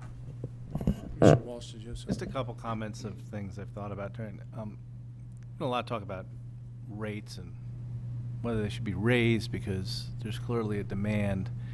It also appears to me that there's a demand, a wait list, because people just want to park their boat in our town because convenience purposes, as opposed to driving to Bridgeport and telling their friends, meet me in Bridgeport, their Fairfield friends. It's easy to park at our beach. It's easy access. So it makes it a hell of a lot easier proposition to get a boat in our town than any place else. And I think that's a lot of the reason why we have the wait list we do. There's not a lot of marinas. There's not a lot of private marinas. And the ones you have to go to, by the time you get in the car, pack everything up, and go and get there, it's an extra probably 25 minutes on each side of that proposition. That's already a long day of getting stuff out to the boat, bringing it back on, fueling up, and whatever. So I think that's part of it. The other thing is this extra money that we're bringing in. I kind of thought that if we were going to raise rates, that we'd kind of start putting that money towards a fund that would actually reduce the cost. So I don't understand. Is there a way to put that money into an account that we could just start? Because I don't know when this project's even going to be done. We could save up money for 3 or 4 years. Yeah, I mean, obviously, if you're going to spend $7 million, you need to put more than $300,000 away for several years to fund that. Well, it wouldn't But, even yeah. be 700,000. Yeah. I understand, but It maybe- wouldn't be 300,000. It No, would it's be gonna- 50. Yeah. If right. that. Yeah. So, yeah, no, we could certainly establish a capital seeking funds and to fund it prospectively if we wanted to, rather than just issuing debt when we do it and pay We're for not it. planning on doing anything there because we're planning on, it doesn't make sense to put, if it doesn't make sense to put lights there or more water or whatever, because we're throwing good money after bad money because we're going to take it all down, maybe at least we should put any extra increases in an account and we could use to pay it down or try to find other ways. So take $50,000 out of the profit we're making there and throw it into that fund as well. So maybe, I don't know. I just think that there's other ways we should think about as opposed to just waiting for a big old bond to come and hit and then say you got to break even, you got to, the town's just making the profit off of this stuff even more because we're raising things, we're not giving anybody anything. I don't know, it's just my thought. If I may ask a question, is it possible to set up a sinking fund? Because we've been told for years that that was not a possibility. The boaters have been asking for years, why isn't there a sinking fund? We've been for able to marina? do it. We've done it in other areas. We've done it. Anthony, We've done it can- at WPCA. They do it at the fire school now. I don't know of any reason why we couldn't. I think we should set one. You want to address that? I think it'd make people feel a little Go better ahead. about this extra increase. If that's the case, I mean, that's news to us, and obviously we would be all for doing that. I mean, our boaters have wanted that. Yep. But we've been told in the past that that wasn't, I mean, predates me, but we were always told that that wasn't an option. So. Well, here's what I don't know, and I'm not saying I'm for or against it right now because I haven't seen, but we were just talking about your revolving fund. Your revolving fund is nothing more than a sinking fund, Correct. right? You capped it at 200,000. You get to keep the 200,000. The remaining goes to the town. That means that 200,000 is there sitting in a fund, right? Oh, I would. So they have one. It's part of the Park and Rec. Yeah. Well, basically, we'd have a transfer. No, it doesn't. It only gets swept to the tune of 150. There's 200 that stays. But only 200 stays. If we had a... I understand, but we can change that. But what I'm saying is, why were we told that you couldn't do it? that Instead of taking 200, I don't know where that they came could take from. 150, But if we right, were- and leave an extra 60. I'm just Yep. throwing it out there. I mean, I think it's It's no common. different. Anthony, you've seen this happen when we've had a large project before. We ask you on a specific one that is for parks and recreation, such as, I think we did it on Penfield. You contributed $75,000 or $100,000 in a specific, the year of funding toward. Okay, but I remember you have the ability to do that. All right. Next. Where- Let's take a look at the expenses on this real quick. I think you're good. Thank you. Jesus Christ. There's just changes in seasonal payroll here. Yep. Anything of note?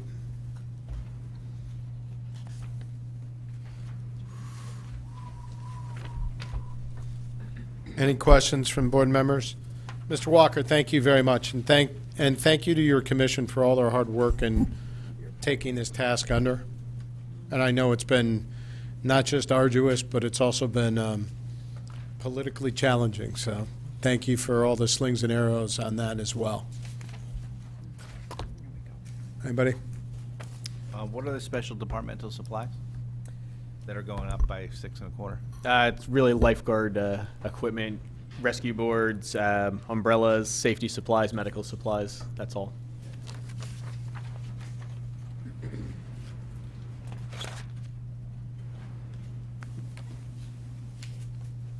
Mr. Walsh, you good there? I'm good on there. Thanks. Thanks, Anthony. So we're gonna move to Carl Dickman Golf Course, and we'll go to revenue first. Again, page 20. Page 20? Page 20. Yep. All right, Anthony, anything on this? Well, just because we haven't been meeting our projected revenue numbers, I just took the 3-year average and said, you know what, this is going to be hopefully our best guess. I feel comfortable with the 3-year average there at 271. So it's a slight decrease, but I think it's a reasonable number to hit. Where are we heading this year? We are down. We're down significantly this year at both courses due to weather. And I feel like I say that every time I sit up here. But if you guys remember, it seems to rain every weekend. And when we lose a weekend, it's not like we can gain that back. In Smith, I want to say we're down almost 100,000 for the year currently. I can't recall the Carl Dickman number off the top of my head, but it's down percentage-wise the same amount. Compared to other regionalized courses near us, we actually are performing a little better than they are. Most of them are down double-digit percentage-wise, where we were only down like 9%. So, Okay, questions on revenue for Carl Dickman? Didn't you have wasn't there like a saltwater flood type thing there too that hurt some? we did. We had a floodgate got stuck open or broke, and yeah, it did flood out. Okay, if there's no further questions on revenue for Carl Dickman Golf Course, we'll go to the expense side, page 251. You guys should be pretty happy here. I think it's all decreases. Yeah, slight decrease. So is the water off because you're getting so much rain? There's so much rain, exactly. Well, that's a positive. Okay, any questions on the expense side?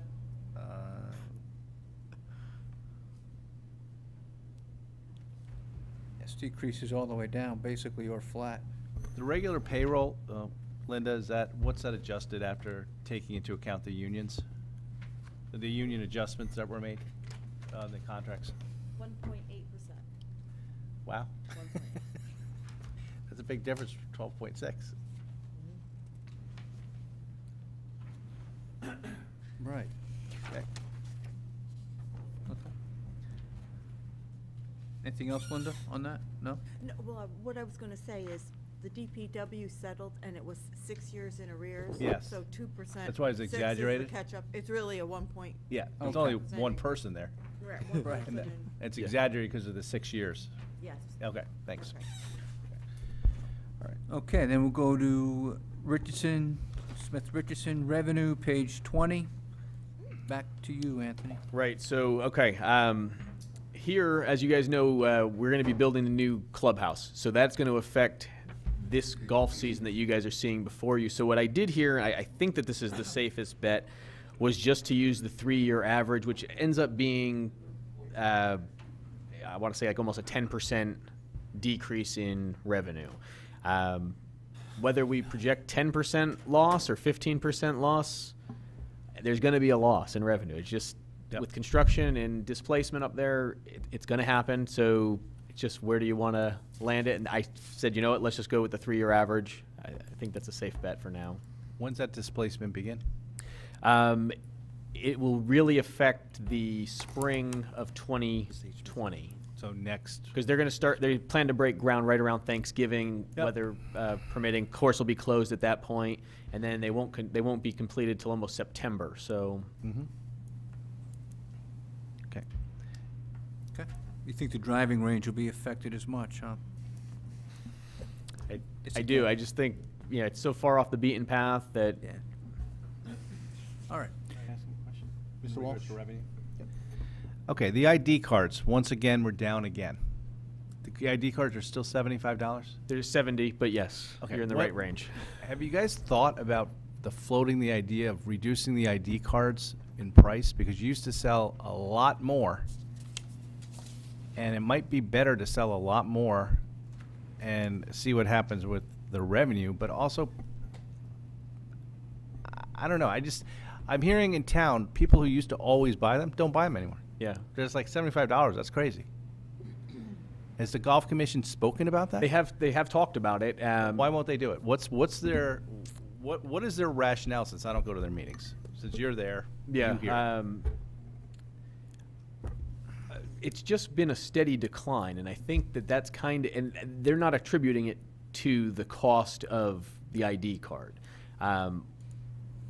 They believe people are still playing golf because the non-resident rounds are increasing. So I think you're getting residents that aren't buying, let's say I didn't want to buy an ID card because it's $70. Yep. Now I'm just going to go pay the non-resident rate. So I'm a resident paying a non-resident rate. We don't have a way to capture how many of those happen, but we know that those are happening. So that's the point, I guess, is that you raise the price of the ID card to show that you're a resident by such a degree, and then the people in this town don't get a discount. It makes no sense. I understand completely, yeah. You might as well just remove the whole thing and they just charge, we're all non-residents. We'll just say the whole town is non-residents. I mean, It's insanity. yeah, or you spend the $70 and pay half price, right? I mean, a resident pays half what a non-resident pays. Yeah, but people aren't buying them. I mean, you know that. No, We I do. all know We're that. selling about 3,000 of them, right? I know. Yeah. Where we used to sell 4,000. I mean, we're down 1,000 over the last 5 years or so. What's a round of golf there on the weekend? For a resident, I want to say it's $32, somewhere in that neighborhood. Might be a little less than that. Non-resident, like. Non-residents, 54, 55. So you need to pay 2 rounds to make it back? Yeah. Okay. And Well- with the rain, Well- not knowing whether you can play on weekends. Well, and what's going to happen with H. Smith Richardson closed? Oh, no, you'll still be playing golf, right? Yeah, yeah. Oh, Golf will so, still so be- the still be ID cards happening. will still be valid, right? Yeah. Well, I guess to Mr. Walsh's point, we raised the rates and the revenue went down. Yep. When do they look at that, Anthony? Once a year? They look at it once a year. When's So their they'll next look at look this at? again probably in the fall. We're at 70 for this year. We're at 70 for this year. They've already voted on that. Do you know what month they meet? Well, again, we're right at the beginning of the season, budget season, so we'll start talking September, October. Right. I think we should get the golf commission in before they set those rates for a meeting. Can we, We can through put you, that in the Mr. Chairman, minutes. can we make a request that before they have that meeting, that Yeah. they come back into the Board of Finance and explain what their rationale is I going to could be? relay that message. Okay. Okay, thank you, Mr. Walsh. For a full item on the agenda. Okay. Any more questions on revenue? Just one other question. I also noticed this, the season pass is going down. Do you know what the reason, why you, at least they or you think the reasoning for that is? Well, Was it too good of a I'm deal showing- and they're trying to make money back? Was it too good of a deal and now they it's pulled still back too on good it? of a deal. It's still too good of a It's- deal. Yeah, Okay. it's still too good of a deal. Yeah. They talked about getting rid of it completely, but then they opted not to do Okay. that. So. Okay. So it might be, that's what they plan to do, was to have losses in that area. Yeah. Okay. All right. How much is a season pass? Anywhere from, if you're a senior, I want to say it's $175 up to a non-resident season pass is $500. So I think a resident season pass is $400. Most of the people that have season passes play all the time. I mean, well over 50 rounds. So they everyone, get their so money's everyone on the worth. golf commission. I don't know. They get their money first, though. All right. All right. And then on the driving range, is it the weather again? Weather weather. related that people just can't be hitting balls when it's Yep. raining? Okay, all right. Plus, it's out of the way, as you said. Yeah. Okay. To the expense side, page 254. It's a 0.5%. What's the adjusted salary? I mean, once again, it's 2.1. 2.1, okay. Wow. Oh, yeah, this one was out a long ways, right? And 14. Yeah, are there any questions on let's expenses? see, everything's down. Yeah, I didn't increase much here. Is the overtime earnings just tracking to what you've been hitting? Exactly. Okay. Seasonal. Any other questions on expenses? No, we're going to talk about capital separately. Where's the concession in here? Yeah, just on. Yeah. Mr. DeWitt? I was just asking where the concession is in this. It ends up on the Fees of revenue professional- page. Oh, it's on revenue. On the No, revenue okay, page, yeah, yeah. never mind, yeah. 254, 255. Capital, unless you have other questions. Okay, any further questions? Then we'll go to capital. Tom, we're on page 257. Yeah, go right ahead. Take it. Thank you. Now we get to hear Anthony? you talk, Peter. Yep, so the capital, Been having a nice ride there. I know. yeah. So You're looking good though tonight. I want to hear you talk. The capital, what we did last year was rather than purchasing some of the equipment, we decided to go into try a lease option. So we leased out a bunch of things for a 5-year lease. Peter and his employees really enjoyed the equipment that they got. So it was beneficial for sure. So we wanted to add one more piece of equipment. So this is a $13,000 sprayer that we wanted to incorporate into this same type of capital outlay over the next 5 years. To purchase that sprayer, it's somewhere in the neighborhood of $60,000. So But how long would the sprayer last? I have to turn that over to Peter. I just want to make you talk, Pete. The sprayer will last 15 years. Okay, so here's quick math. 13 times 5, close to like 65 grand. To rent it, to lease it for 5 years. Purchase price 52. We keep it for 15 years. Yes. This makes sense. Why? Could you repeat that, please? I wasn't paying attention to your math. I'm sorry, Tom. Okay. 13 times 5 comes to something 65. like 65,000 for a 5-year lease versus 52,000 to pay for something that you just said lasts for 15 years. It'll last for 15 years. That's I'm not quite sure. 65,000. It's an extra Purchase it. 13. It's an extra $13,000. It's an extra 13,000 for 1/3 the life. Exactly. Trust me, the math works. The math. I'm not works. doubting your math. I'm not doubting your math at all. He's- To be honest, we just refurbished my other sprayer. So if you want to take that right out of the budget, that's fine with me, because we just refurbished my sprayer from 2003, and it's working fabulous. Okay, so why don't we take this one out? That is fine with me. Okay, why don't we take this one out, and then why doesn't it come back as a purchase and not a lease? moving We were just forward? going to add to the lease from last year. No, but what I'm saying is the lease doesn't make economic sense long-term. You're saying it's cheaper to buy it. Yeah, I agree with that. Okay?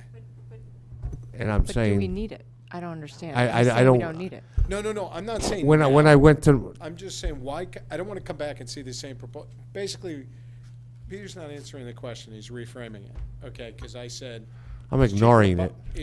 Right, it's cheaper to buy it than it is to lease it. I understand the matter. Okay, right, I know, I figured you did. But what Peter's saying is, actually, we don't need it at all, so we don't need to lease it or buy it right now. In 2 years, maybe you need one, come back and let you. And we'll buy it. Exactly, Right. yeah. That works fine with me. Like I said, we just refurbished my other one, which was giving me big problems We refurbished it, and it's working fabulous right now, so you can ixnay that right out of there. What it cost, 75,000 to refurbish it? I'm just kidding. 55. 55,000 refurbished, so we're good. Go ahead, Mr. Walls. On these leases, we just give it back at the end of the time and they own it, a used piece of equipment, or is it like one of these lease to own things? Lease to own. Oh, so we're, at the end of the period of time, we just be spending. Very good point. Well, how much to buy it then at the end of the period of time? Off the top of my head, I can't tell you how much it would cost to purchase it. A Usually new these sprayer. things are, it's not a lot of 60 these leases that we it's do 65 are plus the purchase $1 price. purchase items at the end. So to me, Hold on here. Could be. He didn't say that. No, it's 65 plus a purchase price. But we don't need it anyway, so let's not talk about this anymore. Yeah, I'm with you. But the since you just refurbished it, I guess, why don't we just put it off for a year and you tell us next year how it's working? I can do that, but the capital, the lease that we have Yep. Oh, and then is still oh, I see. still you're in the talking about the capital. second one. You're talking about the second one now, right? The second one we're already in. The sidewinder. trimming Correct. roller. That one. That's just yeah. Yes. Yeah, Yeah, we're that's fine fine. with that. That's We were got to just stay. talking about Yeah, the that's got to sprayer. stay. So you don't have to add to it. What was in the budget last year? Keep Fine, that. you just. Yes. We're good. So there's a zero increase fine. in there. So Linda, we're removing 13,000. Anything else? You'll vote that. Yeah. at 9 voting. And if somebody could just get back that on these leases, do we just buy it for $1 at the end? Somebody find out. Typically, it's the dollar, but Yeah. we'll double check that. Okay, that's fine. That's what I else? think it probably is, but it's really just a finance. Yeah, we should say here, at least with a purchase at the end. Yeah. What else? Anything else? Any other questions on there? Seeing none. Thank you, guys. Thanks, Mr. Grace. Thank you. Thanks, Thanks, Mr. Peter. Calabrese. And it's a third of it. Thank you. All right, we're on to police. 4030. Gentlemen, welcome. Chief Liddy, congratulations. I'm gonna go the rest. Mr. Mayor, I need to ask you, I think I need to ask you a question that didn't come up last night, but was brought to my attention today.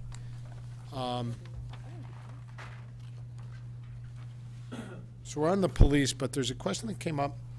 Did we recently have an accident with a major fire truck in town? I had heard that we had an accident with a fire truck. There was an accident involving a fire truck. I don't think it was major, though. Well, it was, well, major from the standpoint, I think the fire truck is out of commission for a period of time. Is that true? I don't know that. I can find out. I heard it today. Do you know anything? Sure. No.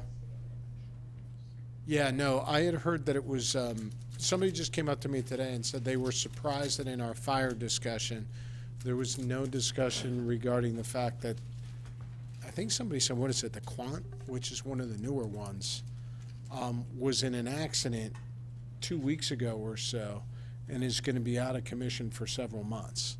And I was caught flat-footed. I had not heard anything about that. So I don't want to spread rumor. I'm just saying that's what I heard.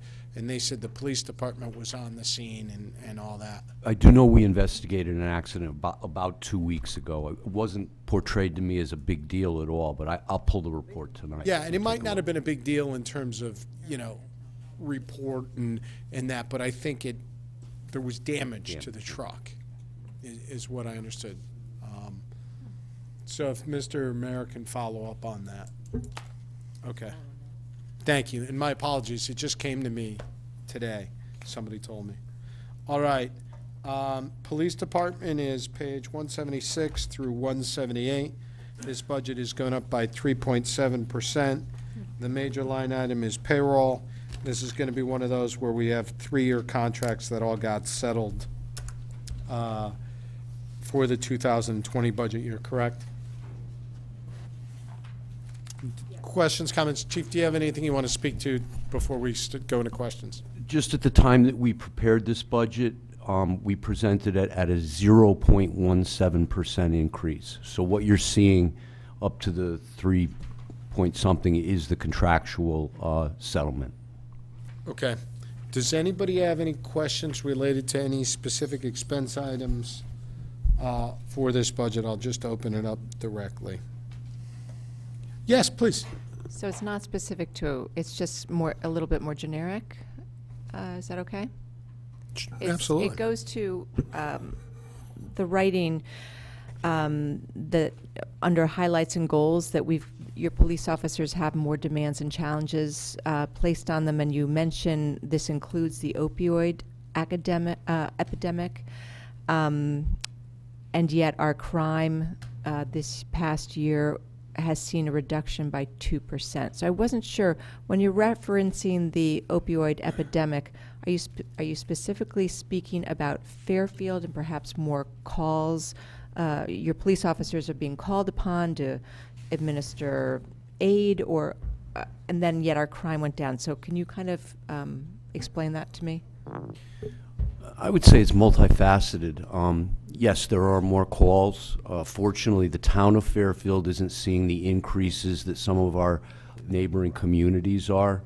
But there are more calls related. An added piece of equipment had to be adjoined to the officer, the Narcan, and the whole educational component that comes with it. We have a responsibility to educate our citizens of the dangers of opioid and the epidemic, and so it is an added challenge. So from a budget standpoint, has that affected your budgeting at all? Very, very little. The typical Narcan is $45 a unit, an additional $45 a unit for testing equipment, and then some educational pamphlets. Okay, and then just to go to the fact that when you say our crime, you're saying Fairfield crime is reduced by 2%?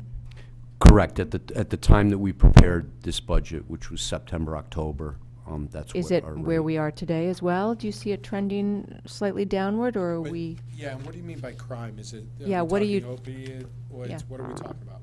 No, we're talking index crimes, which an index crime is basically an FBI standard, and thank you, Captain. There are 7 categories that we track. They are sexual assault, robbery, aggravated assault, burglary, larceny, motor vehicle theft, and arson. So currently, to date, in this fiscal year, we are down in every category with the exception of aggravated assault, which has gone from 12 to 21, from 17 to 18. And then motor vehicle theft, which is trending up, but I would note it has gone down from 102 thefts in 2017 to 65 in 2018. But the overall trend is up if you look at a 5-year average. Yeah, go ahead, Mr. Walls. Chief, I just want to ask you, just while we're on that specific number, when you say motor vehicle thefts, are you talking about the vehicle being stolen, or are you talking about people breaking into vehicles? The vehicle being stolen. Okay, so the other ones where people are breaking, that's a whole nother what category is that in? That would be categorized as larceny. Larceny, great. Can you give it, what's the 5-year trend in those? We actually have handouts if that would Perfect. help Can with you- graphs. Yeah, that'd be great. Thank you, guys. I actually asked for them to have these, so thank you. Thank you. I figured this was going to come up, and congratulations on your recognition. Can I? About the- And congratulations. Can I just state. get back to the opioid? I'm just curious about the opioid, because I know that it takes a tremendous toll on communities, obviously, families, also the officers who are called to assist. But just in general, what are you seeing this in Fairfield? And if so, I meant to walk away. you know, that's a trend, obviously. Yeah, if I had to put a number on it, I'm familiar with 2 opioid deaths within the last 2 months. The number of saves that we've had with Narcan, any guess on that one? And thank you, Commissioner Barrett, for your help in coming tonight. And I could just do a quick opioid commercial. I recently had surgery. They gave me 20. I didn't use any of the pills. And in Fairfield, you can get rid of your drugs right Please do, get rid of them. Thank you, Commissioner. If I had to put a number on, in the last year of Narcan administrations, it'd probably be around 25 or so. So sometimes the same person has received multiple Narcan. Thank you. Okay. So, can I ask a question for a novice? When we say crime offenses, are these reported arrests? What do these represent? These are reported crimes, nothing to do with arrests. Okay, so these are the reported crimes. Okay, so in 2013, we had 1,180. 2014 was the high point. We had 1,205. And last year we had 987, up from 2017 from 945. Correct? That is correct. And larcenies up by about 10%. Correct. And a larceny could consist of a shoplifting. Yeah. It could consist of a Yeah. breaking into a car. But when you are seeing that, what do you think it's from? I mean, is it from, because all you see is all these things about the cars. Right. Yeah. I mean, it's happened in my neighborhood repeatedly. It's happening across the state. Yeah, and you guys explained that a little bit last year, about these gangs and things, and also that the people don't really go to jail. So they can basically get released to their parents and they're back the next week. Correct. We arrested 4 kids last weekend. Yep. That came in 2 stolen cars from Trumbull, and we found them in a neighborhood and chased them and caught all 4 of them. Thank you. One had an ankle bracelet on. All of them were known repeat offenders, and all of them, I'm confident to say, are going to be out this weekend stealing cars, hopefully in Brantford and not Fairfield. I would say that the other phenomenon that has fueled this is key fobs. Although key fobs have been around for a while, they're prevalent now. And I would say with some confidence that we're trending down right now recently. And I think people are getting the message, because the 4 that came in last weekend, they were able to spend some time in a neighborhood and they were not able to steal a car. And that message gets out. It's an important message within that element. And About not leaving your key fob or keys in the car. And in the unlocked. criminal element that Fairfield Which is seems not. strange, but It's yeah. easy to do with those fobs versus Yeah. the regular keys. I mean, Well, it really is. It is. And there are actually some cars that come with a second key in the glove compartment that most people don't even know exists. So, Thanks for broadcasting that. No, I'm kidding. but All right. the goal is to move it somewhere else, and I think people are waking up, taking their fobs out, and I think the word is getting out in this 1% population that is doing this, less than 1%, that Fairfield is not the most attractive place right now to commit these crimes, and we hope that message continues. So what this basically says, though, in looking at the averages, is that from 2013 to 2018, we're roughly at 1,000 of these index crimes annually. And, okay, there's ebbs and flows, but it's pretty, for lack of a better way to put it, consistent, right? Correct, yeah. Okay. Good. Chris, Mr. DeWitt. Chief, with 2 large universities in town, right, that have their own security infrastructure, right, to a certain degree, are incidents that happen on campus, are they reported through the Fairfield Police Department? Almost, well, if I can categorize Any of an this incident- reportable categories, Yes. probably yes, right? Yes, absolutely. So I mean, that's even more of a testimony, because two universities with these kind of it's. Yeah, I really would kind of note that, amazing. we don't see a lot of crime on the universities. Oh, really? But this does not reflect calls for service. Right. And calls for Drunkenness, services. disorderly conduct. Medical calls, all Sure. that. These are just your 7 reportable incidents, right? By the These FBI, are the right? crimes that the FBI tells us we have to track and report. Yeah, if we were talking about calls like we talked about the fire department, I'm sure we'd see a big number on campus, right? Yeah, and we're up there a lot, too. Yeah, I get it. Thanks. Ms. Esmond, please. Thank you. Congratulations, Chief, on your promotion, and also to the whole department on this recognition. So where in these categories would you include driving violations, running red lights, running stop lights? A driving violation isn't an index crime, so it's not tracked in these statistics. We do have some statistics for you, which I can give to Deputy Chief Smith to maybe highlight. And I can tell you why he's looking up the page.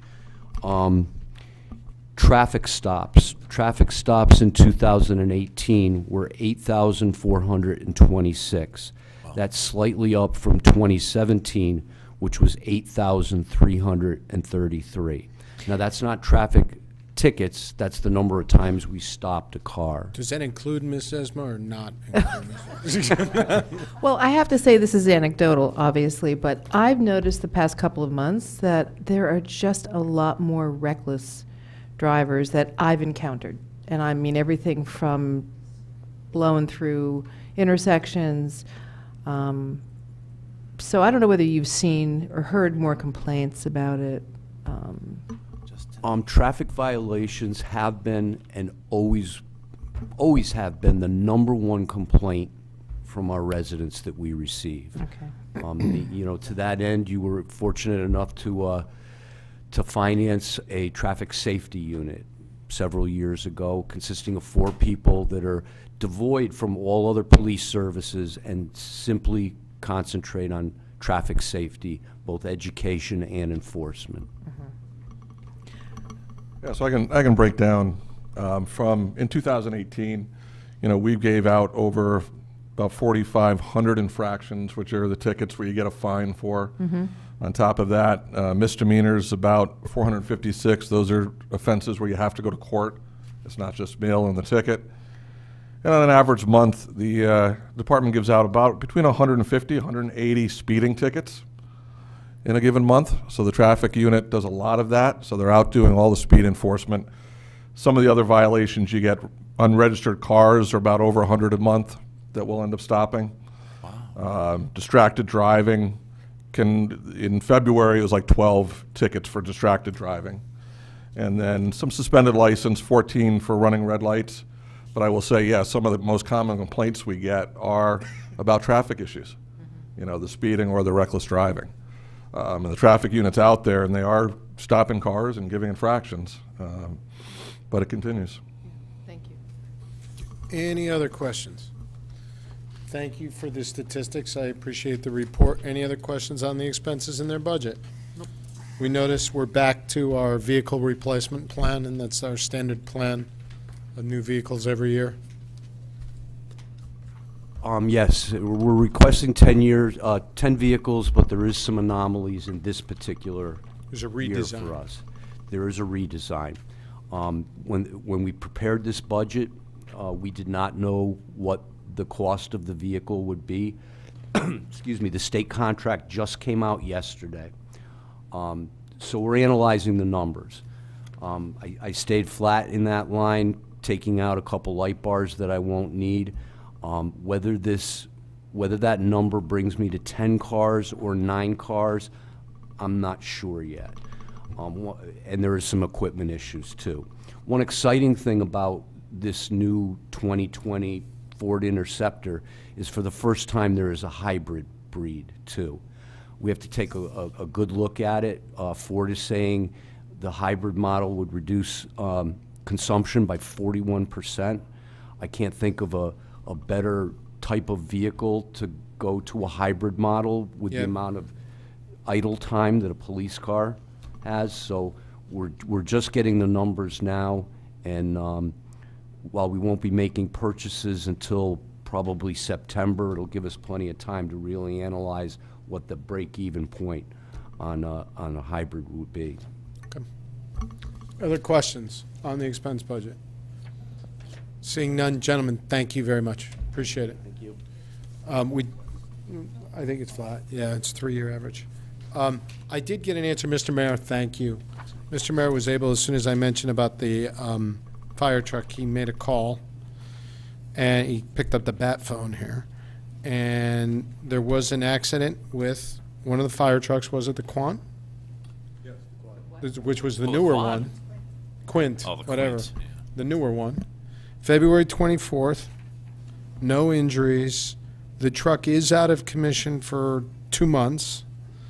The cost of $29,000, and they think that's going to be to the car that was involved in the accident. The driver who failed to yield to the truck is essentially what this says, right? So the information I did get today was right. Okay. Animal control. Welcome. Good evening. Paul Miller, Animal Control. Thank you, Mr. Miller, for being here. Welcome. This increase as well is somewhat driven by the change in salaries. Is this correct? Correct. It's actually part-time staff is down by 2 people, correct? Correct. We have 2 people that were not retained. They weren't eliminated, they just chose to leave. One for health reasons and another one due to the fact that we got a new licensing program that doesn't need data entry. So it was a redundant system that was replaced. Okay. Those are the only expenses that are up here are regular payroll driven by the settlement of the union contracts. Are there any questions, comments on animal control? Why is your rental and storage number down to 0? We used to rent copy machines, and it was decided through the IT that it would be cheaper and better for us if we bought one and then replaced it when it broke. Great. I had one question for you. It's not so much financial, forgive me. It's just something that happened recently in my neighborhood. I was told by a neighbor the other day, 2 weeks ago, who saw me out with my dogs. Right. Be careful with the dogs. There's a report of a rabid raccoon in the neighborhood, and they thought animal control. They identified animal control as being around looking for the raccoon. Okay. My question wasn't so much whether you got him or anything like that. Yeah. But what was interesting, what I started to think of is, if she hadn't told me, you know, we have one of those invisible fences, my dogs would have been out in the yard. Is there a protocol for notifying a neighborhood when there's reports of a rabid animal in that area so that they can take appropriate precautions? How do we do that, or do we do that? Well, generally, we respond and stay on the scene until we can get that animal, and then we don't have to make notification. Potentially, it is possible, Chief, if you want to explain, it used to be called reverse 911, now it's something else. I was wondering if they use that, yeah. They can use that. In fact, they practiced the system on a rabid raccoon to test out the reverse. Remember that years ago? We tested it on a raccoon call and notified the whole area that there was a sick raccoon. So it could be used in certain circumstances. It could be used, or is that protocol if you somehow don't get the animal but you're concerned about it? Do we do that? We have in the past, but not recently, no. If I can add that a lot of the calls that we get are for sick raccoons, but it doesn't necessarily mean that it's rabies. It's Right. when they're tested later on, and then we see, hey, we have a strain going on, then we would certainly consider a code red message. Yeah, that's what I figured. Thank you, Code Red. That was, I was just wondering if that was the protocol. And I'm showing my age. I still call it reverse 911. Yeah. That was long years ago. anybody else have any questions on animal control? Mrs. Esma, please. So, you know, we can't resist pointing out negative numbers. They're so great. What are the reductions in maintenance repair? I mean, just overestimated at one point, or? We're kind of moving at a 3-year average, but we're kind of been getting lucky lately with maintenance and repair. We've been dealing with the prosecuting attorney's office, and we have some people who would probably pay a sizable fine, and they're doing community service because they have a skill. And one of these people that has done work with us has a skill of painting, which we desperately need. The shelter is about 19 years old now, believe it or not, and it needs to be repainted. And in the past few years, we've had some considerable painting worth thousands of dollars being done. We can't count on this every year, so we'd like to maintain the current maintenance levels. But certainly, if that opportunity comes to us, we're going to jump at it because we do save money and we get good quality work from it. Great, thank you. One more question. I think you're the right two people to ask. The dog ordinance that was passed, is it almost 2 years ago now? I think I was on that committee on the RTM. Is that being, are you getting a lot of reports? Is it being used? Dog ordinance for animal feces being picked up? Yes. It's very difficult to enforce because you have to see it. And we enforce it mostly by warning people who are suspected of doing it, but we can't actually prove But you it. can sign an affidavit, so if I call you up because I saw my neighbor, I can, but right. very few people, again, are willing to sign an affidavit. We call it a written sworn statement, but they're usually satisfied with a warning of that sort. It's nice to have, and we do use it also as a tack-on. If there's a problem with a dog where they're issued a roaming infraction and they admission is an avenue we can use to issue the infraction for that, then we use it. Yeah, I mean, I just noticed where I live, it's almost gotten a lot worse. What we have done too is in problem areas, we increase patrols, but we also can install signs. And these signs advise the neighborhood. I know on Buena Vista Road, we did a big thing where we really tried to break down that area because they were having issues. And that was one of the sources where the fine for feces removal, that was the impetus for that going up to the $100 fee. And what budget would these fines go into? They don't go into any budget. They're sent with the rest of the police infractions up to the state where they're broken down. In any town ordinance, a percentage of that is sent back to the town, and it's sent into a major fund. So we can't tell how many. So they'll show up in the police budget under motor vehicle surcharge. And I can break it down to some degree. I just have to call the state and ask for a report. Okay, thank you. I can say this is the first time a budget hearing's ever talked about dog poop. I was just going to say, please don't spend 2 seconds doing that. Yeah. Need some cameras at your place. Yeah. Jesus Christ. All right, go ahead. Oh, I thought you said you had something. Okay. Okay, you're good? Anybody else? All right. Gentlemen, thank you. Thank you. All right, we'll go to the emergency communications. This is the last budget of the night, and it is in the negative numbers. Negative numbers. Done. The one increase is pay differential that I see, but we're down 2%. Questions, comments, concerns on emergency communications center? I have one. Go ahead, How Mr. is there Mitchell. no payroll increase? I was just curious. It's great. It hasn't been settled. It's in contingency. Thank you. Got it. Any others? Anybody going once? On that one? And there's capital too, don't forget. On capital, anything related to ECC? This is the last budget of the night. Yes, go ahead, Ms. Marvin. Thank you. Hi, earlier in the evening, I don't know if you were here, but we mentioned potentially moving the communications over to Sacred Heart University. Could you, I don't know where we are on that. Could you comment? Or combining with other towns to make it more of a regional system? It's been going very well. Deputy Chief Smith has been sitting on a steering committee for the last year. Everything looks good right now to come before the bodies, and we think we're going to be coming to the bodies pretty soon. We're working out an MOU with the three entities that we wish to combine with. The space is still secured for us there, and I think that the next step will be working our way through the bodies very soon. So is there a budget ramification of these decisions that will affect next year's budget? If all goes well, we're looking at a January 1st, 2020 start date. That's a goal right now. Depending on what the final product looks like, it certainly appears to be a cost savings. The rough numbers, and yell at me if I'm wrong, but at least on one build out, there's a potential there for a $1 million cost savings over a 5-year period.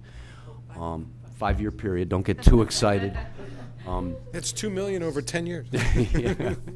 And that's without putting a restaurant in the facility, so. Touche. Ouch. Throwing some shade. Wow. That's a good one, Chief. Wow.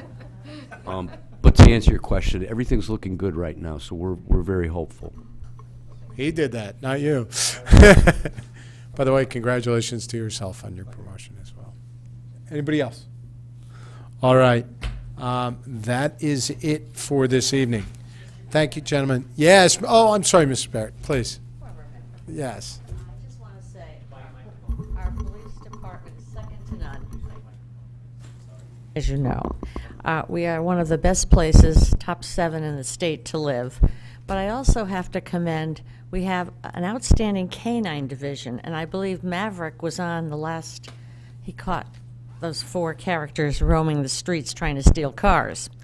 But every month, we get so many donations for our canine division. People are very generous. And I want to say, Clam Jam, you haven't heard a lot about that because when the deputy chief, now chief, was in charge, he's made modifications, and we really have an outstanding program so that the university students can enjoy themselves, and so can our town residents.